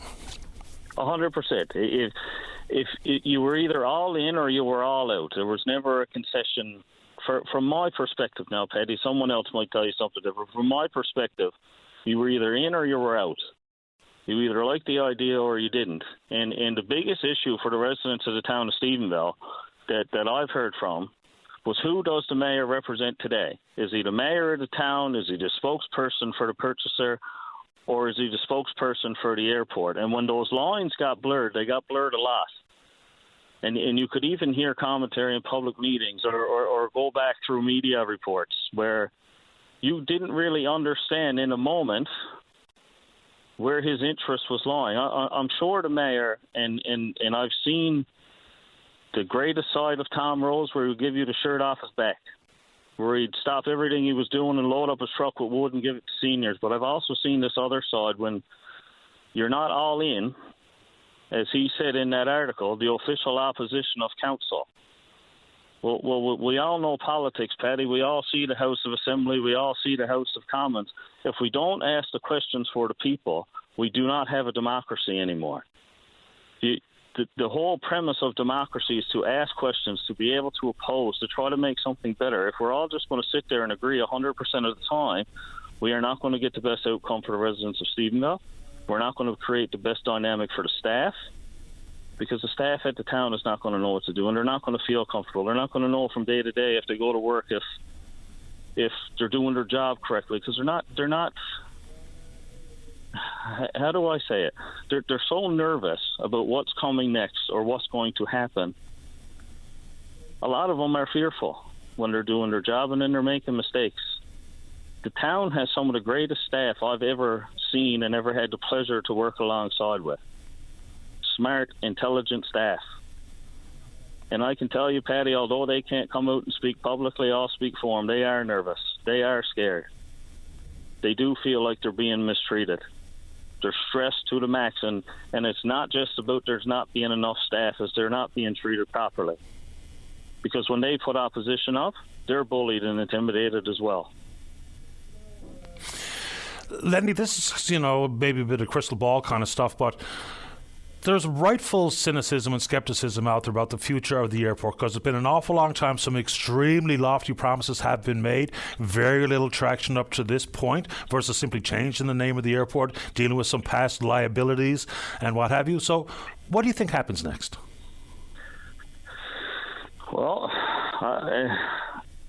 I hope the purchaser succeeds in his efforts. The commentary that has come out about the naysayers and the public is ludicrous, because at the end of the day, nobody told the purchaser to offer and promise what he promised. Nope. That was on him. That was on the mayor supporting those comments. I hope he can do it. I hope in 20 years there are drones flying around Stephenville and there are commercial flights. I hope everything that he wants he can do. But right now there's no evidence of it. Over the past 2 years, it's been promise after promise after promise, and nothing has come to fruition that we know of as a council. I do think and feel that the mayor knows more than he lets on to council about, but I can't really speak to that. Fair enough. I do know that the premise of this, whether it would have made a difference to council or not, was every debate we had on the airport was, well, we want to get it off our books. Yes, but we never followed the process. There was enough public money, Paddy, put into that airport over the years that the logical thing to do would have been to follow the disposal of assets that the town follow. So although the town didn't own it and it was an extension, we had effective control of what they did because we were controlling the money. Yeah. So we had the control and could have said, you're going to follow our disposal of assets process. This is going to go to an RFP. The airport was never for sale. This was, I want to buy your airport, send a few emails to government, and everybody jumped on board. In a town, if somebody comes and says, we want to buy the industrial facility or land, we have an obligation as a municipality to put that out to the public and say, we have interest in this land. We're going to put it up for request for proposal because we might be interested in selling or leasing it. The same thing should have happened to the airport because it was the taxpayers' dollars put into it. It goes back to your comments about process. Just for purposes of clarity for the pending news story to be written in our newsroom, what were you saying about bringing in occupational health and safety? I think we're at the point now, Paddy, where we've gone beyond just a regular political debate and making decisions as a council and the job of council and staff. I think we've gone beyond the point now where we've actually crossed that line, or the council has crossed that line. The staff needs help. They don't know an avenue to go to. And I really do think that we are at a point now where there needs to be an investigation for bullying and harassment and intimidation, either on all the council, the mayor, whoever. Just go in and be able to talk to the staff and let them know that somebody is listening, somebody cares, and to see what comes out of it.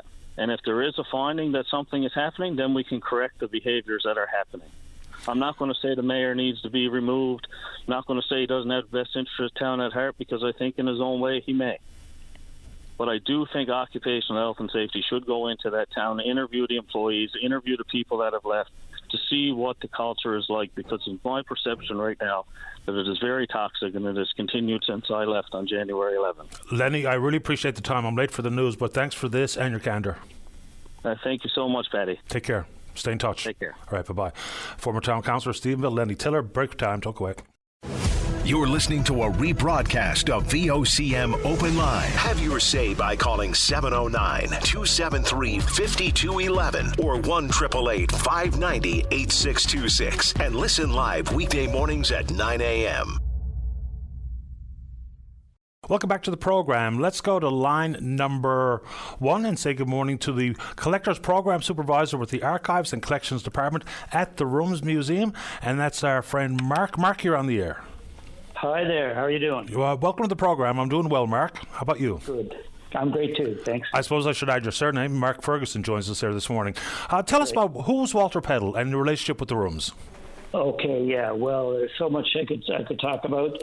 Walter was a great, wonderful person and an excellent curator who worked with the Newfoundland Museum for many years. And he mentored many people, including me, when I started with the museum back in the 1990s, I guess it was.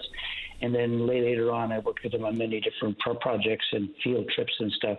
But I think his major contribution was he gave Newfoundland and Labrador a very significant legacy, which all came out of his passion for the province's craftspeople and the kind of things they made, everything from furniture to mats, textiles, the work of the people's hand, kind of the handicrafts. And he spent his life, exploring and researching and collecting those items made by people from all over the province. And he went on to kind of champion what he came to realize was a unique and distinctive style of country furniture or vernacular or folk furniture. And he described it as exuberant and innovative. And from this place, and it stands alone. And he proved this, that it stands alone amongst traditions of furniture making from all over the world. So he was so important to collecting and preserving the material culture of the province.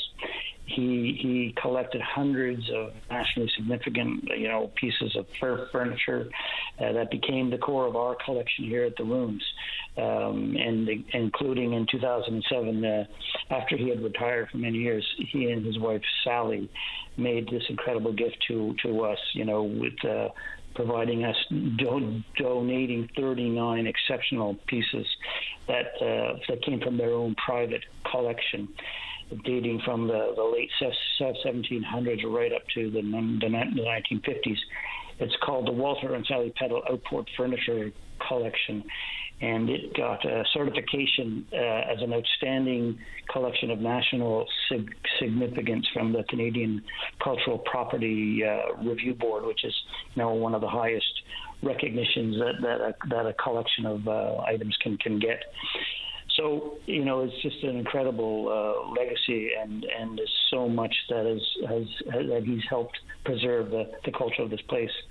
And, he curated exhibits, he published books, he taught courses, he gave public presentations, always, putting forward this stuff and talking about the people who made it. The thing that really also struck me, we were working with him for years, off and on, different times, was that, all this kind of stemmed from, he had this deep admiration and respect for, the creativity, the resourcefulness, and the willingness of people to kind of innovate and make really amazing stuff. But it was all stuff they were just making for their own lives, in their own houses, whether it was, again, a hook mat or a piece of furniture or part of a building. He was just really in awe, really, of what they did, and always looking to them to find out why they did it, how they did it, what their tools were, all those kinds of things. Anyway, I said a lot there. That's terrific. So when Walter and Sally Peddle donated those 39 pieces to the Rooms, what's the status? Where are these pieces today, and how many might be still on display? Well, right now we have a number of them on display. I would say I was up looking yesterday at the exhibit hall, and we've got, I would say, 10 or 11 large and small pieces in our level 4 museum galleries, the Synovus Gallery and the Eleanor Gill Ratcliffe space, which is all on the 4th floor on the museum side of the Rooms. And you can see them. There's some large pieces that are kind of up in between the two floors in the gallery, kind of on display, and you can look at them from below and from above. You get a look at some of those, and then in the Eleanor Gill Ratcliffe gallery in the area we call the Hearth, there's some lovely small wall boxes and little items, mirrors, a shaving mirror that Billy Wheeler made, who was a great furniture maker and boat builder from Kiel's Buena Vista Bay.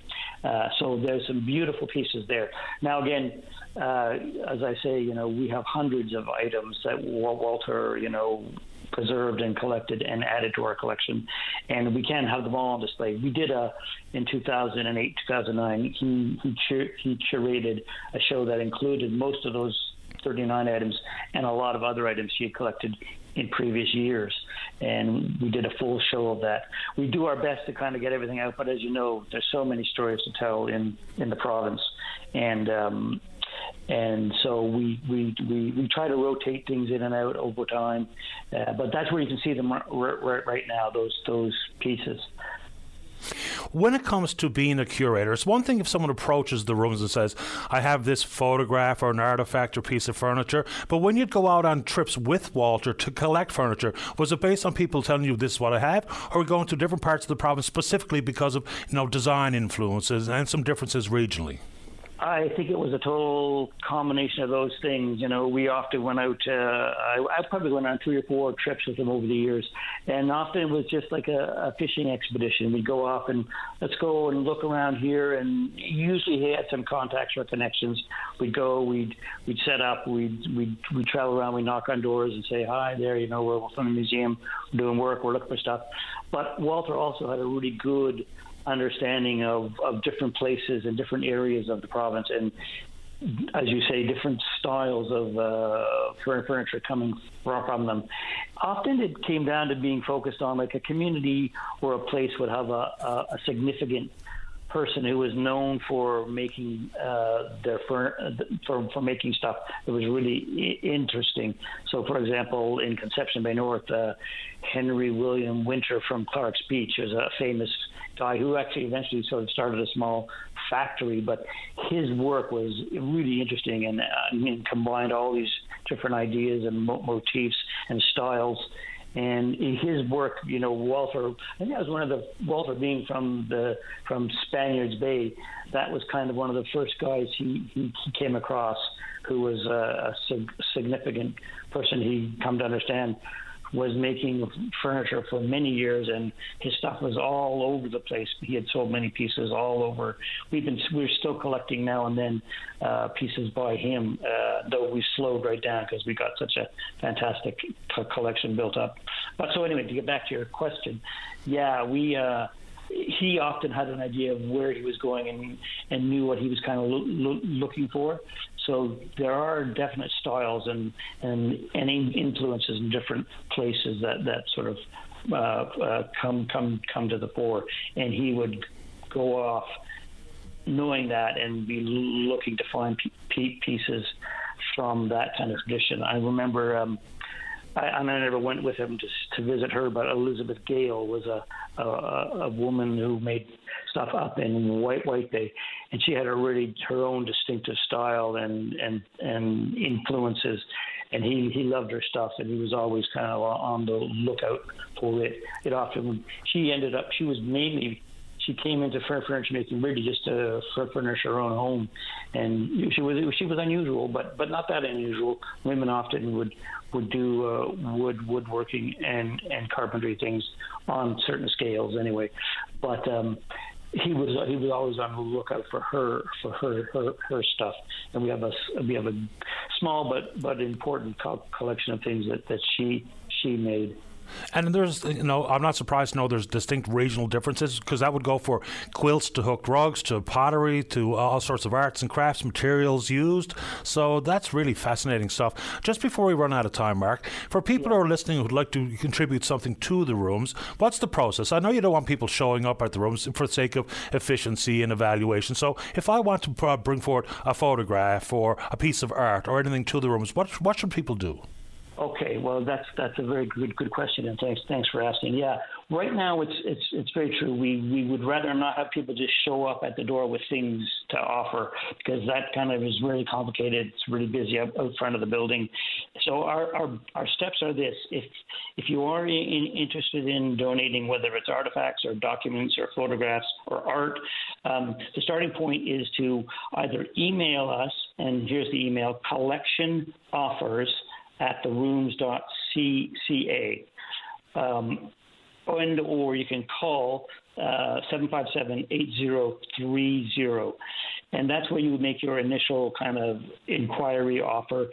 We will respond to the email or the call with with further questions. Hopefully, in the email, if you can provide any information about the things you have, and especially even better if you can get some pictures of those things into the email. That really helps us kind of assess, what's going on. Then we'll get back in touch with you, discuss some more, and if it makes sense for you and for us to move forward to acquire the things, we'll go on from there.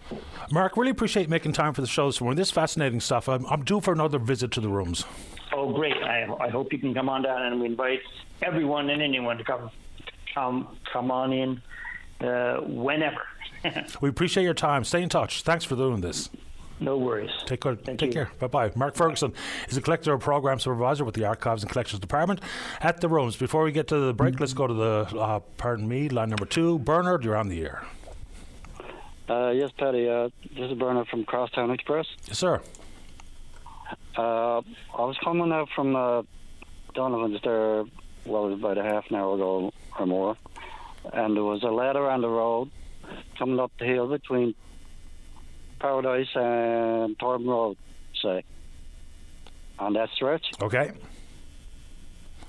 So obviously, no one's going to want to run over a ladder. Pardon me? No one's going to want to run over a ladder. That can do some pretty significant damage. Yeah, that's right. So describe exactly where it is one more time, Bernard. Coming up the hill from Paradise to Thornton Road on that stretch. So keep your eyes peeled, and whoever comes back to retrieve it, hopefully they do that carefully as well, because that's a pretty speedy area. Thanks for doing this and letting us know, Bernard.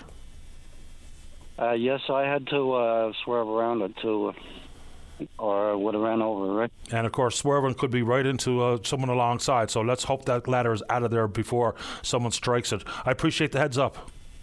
Yeah, and anyone going a bit faster, they're going to maybe have trouble. No doubt about it.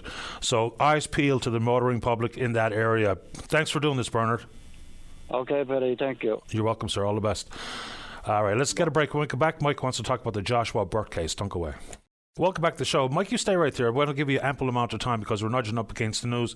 Immediate and positive feedback about the conversation with Mark Ferguson from the rooms. The work they do to preserve and display things like furniture made here in the province is pretty great stuff. I mean, it's critically important. So I'm absolutely due for a shot down to the rooms, maybe a bite of lunch because the restaurant's also quite good there. Just a couple of housekeeping notes before we get to the news. So we've had Graham Wood on the show a couple of times talking about the petition that they've got at the website that's called ourcommons.ca.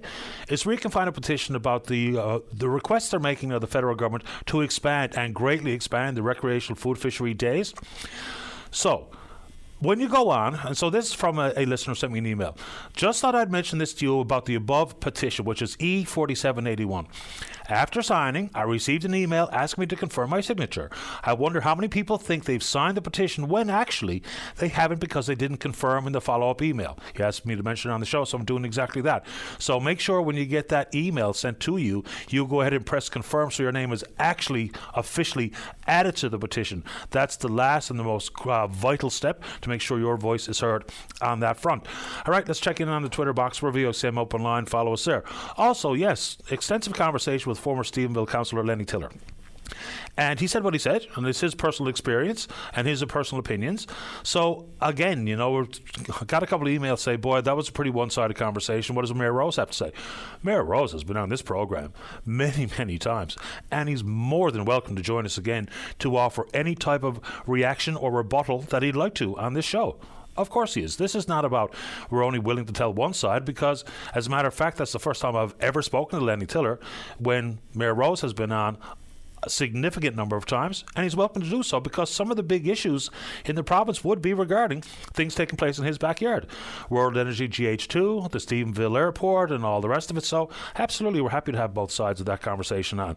I'm not a both sides guy, but when we have commentary offered like Mr. Tiller did, then of course ample opportunity for Mayor Rose to offer his rebuttal. Absolutely. Let's take a break for the news. When we come back, Mike is next to talk about the Joshua Burke case. Don't go away. Every Saturday is perfect for a night at the cabin. The Cabin Party with Brian O'Connell. Saturday night starting at 7 p.m. on VOCM. Welcome back to the show. Let's go to line number 3. Mike, you are on the air. How are you doing, Paddy? Doing well, thanks. How about you? Pretty good, thank you. Good. I just want to speak on the news yesterday with that guy getting 3 years and 3 months. It's like, I don't know, it just blows me away. I don't know either one of the families, but I got to say that man, for what he done, definitely should have got more time due to the fact of awareness been out there over the years, probably forever, and Mad and everybody else that's up against, drinking and driving. And to me, for what he done, for whatever reason he done it for, whether it was an argument he got into that caused him to leave downtown, to head home or wherever he's leading and come back on the opposite side of the highway, that actually took another man's life, I would not want to be in his shoes. I wouldn't want to be in the shoes of the folks that the deceased has left behind. I mean, that mental anguish and grief must be overwhelming, especially dying in those circumstances. Look, like I talked about off the top of the show, It just really doesn't feel like oftentimes the punishment actually satisfies the severity of the crime.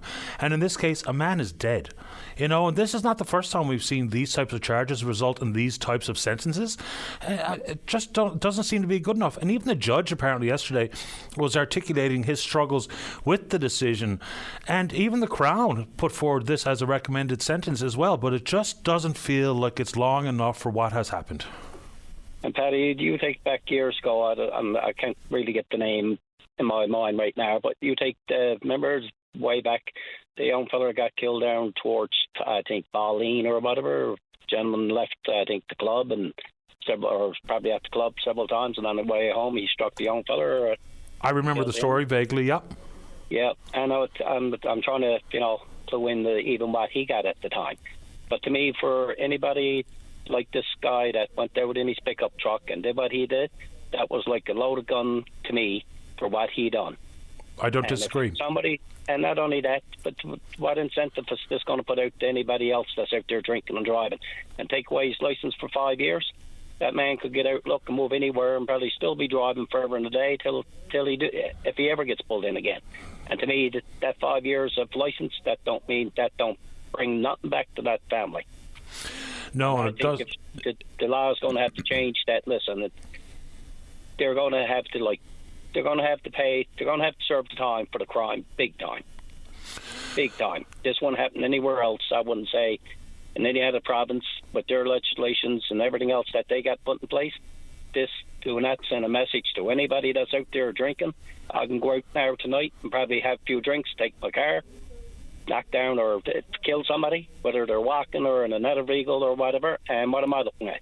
3 years, 3 months, because it's an incentive there from the courts of what they just give this guy. I think is ridiculous. Totally. Yeah, a similar sentence was handed down when young Hannah was killed, and it was a street racing incident as opposed to a drunk driving issue. There was a gentleman who was back in the news again, a repeated drunk driver, George Whalen, and he struck and killed an elderly lady on the highway. His sentence was 8 years. The parameters for sentencing, I guess when you look across the board, the average sentence is somewhere between 2 and 7 years, which seems very lenient, but there is the availability of life in prison with a drunk driving causing death conviction.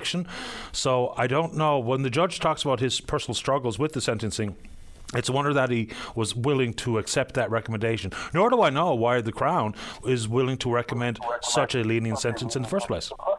Absolutely. And Paddy, every other day we hear on the news of people getting pulled in, obviously, whether it's to do with drugs or anything else. I mean, for the most cases, those people are pulled in, and the first thing you hear, driving without a license or insurance, this, that, and everything else. I think the government needs to build this prison that's long overdue. That way, those people that do get caught, they don't get out, and they don't get to turn around and be paying their fines off and not doing any jail time and stuff. Build a prison and build it big enough that, listen, when you do the crime, there's a place in there that you're going to do your time. Mike, I think there's probably a lot of people nodding along in agreement. I appreciate your patience this morning. Thanks for making time for the show. Oh, absolutely, Paddy. Have a good day. Same to you. Take care. Bye-bye. All right, bye-bye. All right, so we know the issue regarding the availability of virtual care, and it is being expanded right across the country. There's still some lingering concern about Teladoc being the company that's been brought in by the province to expand virtual care offering. And it's not just about getting the help you need in the comfort of your own home and not having to travel, but there are some built-in concerns. Let's go to line number 5 and say good morning to Dr. Todd Young, the man behind Medicuro and the Main Street Clinic in Springdale. Good morning, Dr. Young. You're on the air. Morning, Paddy. So, Chris, in your office, sent along a pretty short video clip, but it talks about the compilation of data and the selling of people's personal data when you engage with a virtual care offering. What do we know? Well, last night on the national CBC program, they did have a story on the fact that there was some evidence, I guess, that from insiders in certain companies that there's pharmaceutical sales and data collection. There's a close-knit relationship, and certainly that some of those companies are sharing that information with pharmaceutical companies. So, for example, when whatever is prescribed, different medications, demographics, those types of things, it appears that those are the data endpoints that are being shared with pharmaceutical companies. When I saw it, first of all, it was like, it feels so good to be on the other side, knowing that, as a local company, we are the ones that are, we definitely don't share any information and certainly don't partake in any of this. I think I've always said, Medicare is about patients, not stocks or shareholders. It's not about, a profit-driven initiative. It's about filling the gap for Newfoundlanders and Labradorians. So it was a bit of an eye-opener in one way, but certainly we just want to make sure that everyone knows that their information is safe with us. Nothing is shared. Yeah, and so I guess the next question would be for the province is what exactly is in the contract to offer those protections? Because if we haven't even broached that issue with Teladoc, then we might not know. And I'm not saying that their purpose is to be as nefarious as some of those reports that were shared with me, but to add it in black and white in the contract to prohibit any of that type of collection and the sale of your information, because all of a sudden then we know what happens. And look, data is extremely valuable, but when we're talking about healthcare, data should be absolutely protected in full stop. Absolutely. And again, I'm not alleging anything with regards to Teladoc, but what I am saying is I agree with you. I mean, those protections should have been or should be and may are there in the contract, but certainly this now brings up another concern that we need to clarify. Yeah, and I guess that's easy enough to do. There's a bunch of things that are back on our radar for extended conversations, again, with the Minister of Health. So basically, how does it work? Because if I'm talking to the doctor and I say, for instance, it's an issue with my arthritis, so where's the value in that information being shared? So all of a sudden it's in the hands of a pharmaceutical company and they target you directly, or where does the jeopardy lie? So I guess the jeopardy lies in that, the large pharmaceutical companies, a big part of their business is marketing and selling the drug and making money. So, any data that they can collect from prescribers. So maybe, people in Newfoundland only, are prescribed more of a certain anti-inflammatory than others.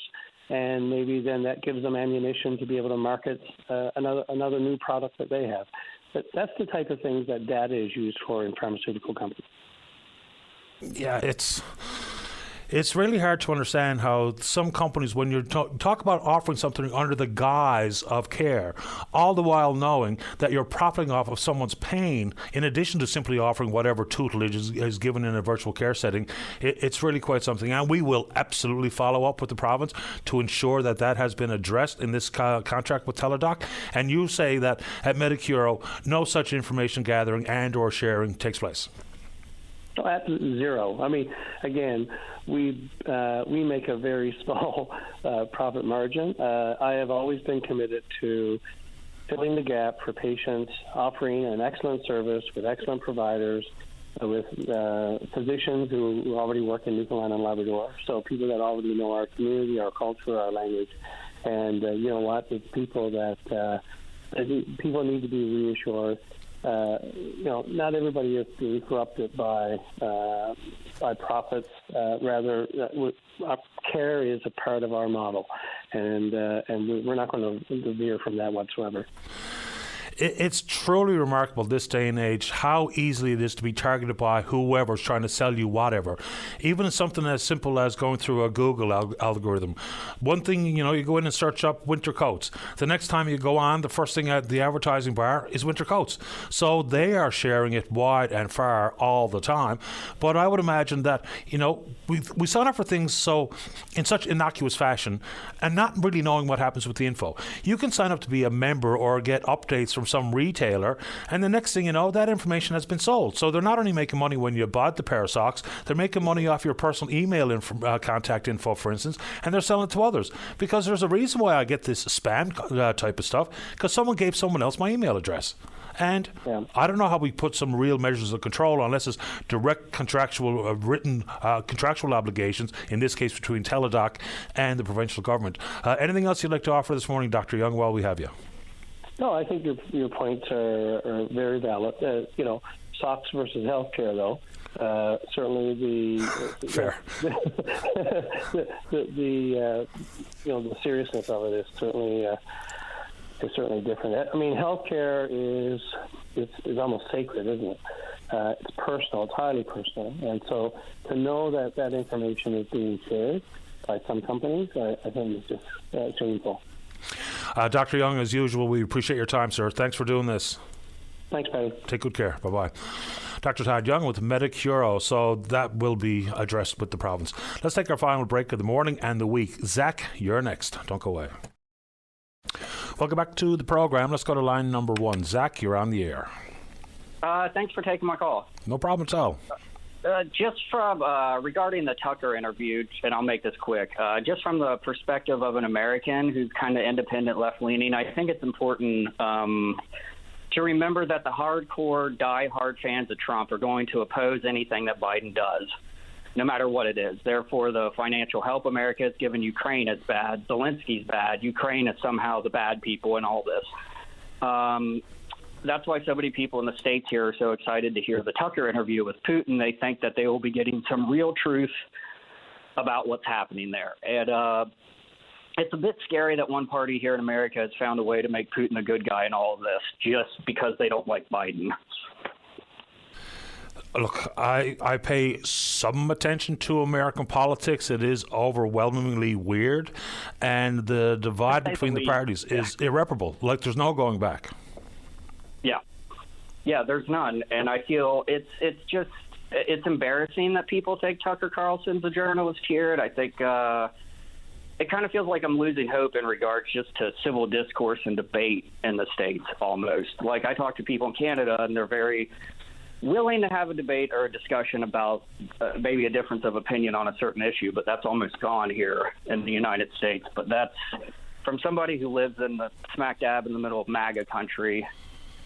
That's why kind of all that excitement around the Tucker interview is the way it is. So, well, I can say, without even being specific about one politician or one party or another, it's really unfortunate that we find ourselves in a time where if you are all in, 100% supportive of one individual politician or other party, is that all of a sudden, apparently, they can do no wrong on any front. Ever. Right. They've got all the solutions, all the right answers, when in fact there's never been a politician or a party created that is a resemblant of. It just is not the case. So to be unwilling to accept the fact that someone who you're all in for, and in this case, and I think in large part this is a Donald Trump-driven conversation, to pretend that he's as pure as the driven snow is just really hard to understand what people are seeing. I don't get it. There's not a perfect politician ever been created, nor will there ever be one. And the unwillingness to accept that there are flaws and shortcomings and lies and mistruths and stupid policy that comes from any politician on any side of the aisle, to not acknowledge that simple fact is alarming. Yeah, it is. And the fact that apparently there's no good ideas that come from somebody else who may have a different political opinion than yours are. But yeah, I just wanted to throw my 2 cents in for the Tucker interview about somebody here in the States. So, please, appreciate you tuning in from Columbus, Ohio. Are you a Buckeye guy? I'm from Kentucky, so Kentucky Wildcats, but Ohio State stuff is all around me. I can't escape it. So you kind of watch the games here or there because you can't get away from it. Yeah, no doubt. I mean, the way people follow sports in the United States versus Canada is also vastly different. In some respects, maybe even a bit better because they're so passionate, but maybe Canadians a bit laid back on a variety of fronts. Zach, thanks for your time this morning. Yeah, thank you. I appreciate it. Anytime. All the best. Okay, bye-bye. Let's keep rolling here. Let's go to line number 5. Trent, you're on the air. Hey, Paddy, buddy. Good show again today, as always. Thank you. Paddy, I'm calling in today to talk about curling in the province. Before I get into my main topic, I want to give a shout-out to my daughter, Eve. Her and her team are going to Gander this weekend for the U16s. And Eve is only 10 years old, and her teammates, one of them was 10, and the other 2 are 9 years old. So at that age, going to U16s, you know, they were really thrilled. They played yesterday against a team from Port aux Basques. They lost 7-2, but I was watching the game. Unfortunately, I never got to go out, but my wife was there, and she live streamed the game on Facebook. And he scored 2 points, and the look on their faces when they scored those 2 points, it was like they won the whole tournament. Patty, it was unbelievable to see the joy on their faces. I love it. So is this a provincial tournament, or what are they playing in? Yeah, this is the U16 this is the under 16 provincial championships all across the province. So there's teams there from St. John's, Corner Brook, Gander, Grand Falls, Port-aux-Basques. So there's a lot of teams involved in it, which is great to see that there's teams in the under 16 getting involved with the curling program in this province, because I just spent a couple weekends ago, the weekend at the curling club here in Remax and watching the provincial playdowns for the men and the women's going to the Briar and the Scotties, and to see the crowds that turned out to watch the both tournaments was unbelievable for the support that's in the province. Well, I should say in St. John's in general, to see the teams play. We need to get more activity, more productive with trying to get the female game developed in the province. There was only 3 teams that took part in the provincial playdowns, which is kind of sad to see. We need to try to develop the game a little bit more for the female end, and how they do that is beyond me, but they need to work on trying to develop that aspect of the game. Well, yeah, I mean, there was 9 teams competing on the men's side and 3 on the ladies' side. Of course, Team Andrew Simmons going to the Briar. Guzhou will be there as Team Canada. Team Stacey Curtis going to the Scotties. And, with the success of the Guzhou rink, I mean, it's a wonder curling's not even bigger than it is in the province. Because when you go back to their Olympic win, the streets were empty, the schools were closed. Right? I mean, it was the be-all and end-all for everybody. And then I wonder what it's going to mean with the loss of the Ballyhaley Curling Club and the sheets they had available. I don't think it felt like a huge problem this curling season, but remains to be seen what that impact will be over time. Actually, I can vouch for that, because I spend a lot of time at the Ballyhaley Club with my daughter, because she's in 2 programs in there. She's in the curling program after school on Wednesdays. She helps with the Little Rocks program on Saturdays, and they actually had to deny teams ice time this year because there wasn't enough availability with teams that came from the old Ballyhaley that wanted to get in ice time. So that was a huge hit here, and there is no availability here. There's only one curling rink on the whole Avalon Peninsula. So I like to see the city of St. John's, or I like to see CBS, or I like to see like some other place on the Avalon, build and get a curling club. They're not going to make millions of dollars, but to get people out, and it's physical activity. And this day and age, that's what a lot of kids this day and age they lack, is physical activity, because you sit down too much in front of the electronics, and to get them out the doors and get them involved stuff. That's what it all comes down to. I appreciate you making time. Good luck to all hands, especially yours participating in the U16 provincials. Thanks for doing this, Trent. All right, buddy. Thanks for the kind words. Have a good day. You too. Bye-bye. All right, bye. That's where it goes to line 3. Joe, you're on the air. Hi, Patty. How are you today? Doing grand, Joe. You? Good. I just want to throw out an event we're having this Sunday night with the Northeast Junior Eagles, and we are hosting the Candlelighters Association on Sunday night. It's our last home game of the regular season before playoff starts. And all funds raised will go towards Camp Delight. So we're hoping to get a good turnout to help support this great cause. Absolutely. So what time is game time? Or is it throughout the entirety of the afternoon and evening? It will be during the game time. Puck drop is at 7:40. Warm-up starts at 7:20. So, yeah, if you I know it's a Super Bowl weekend and all that Sunday night, but junior hockey this year has been fantastic. So if you want to watch a good game of hockey, come on out to Jack Byrne Arena on Sunday night. Good luck with it. I got a soft spot for the junior. Thanks for doing this, Joe. Good luck with it. Thank you. Have a great day. You too. Bye-bye. Okay. All right. Whew. Good show. Big thanks to all hands who support the program, and we will indeed pick up this conversation again on Monday morning right here on VOCM and Big Land FM's Openline. On behalf of the producer David Williams, I'm your host Paddy Daly. Have yourself a safe, fun, happy day. We'll talk Monday. Bye-bye.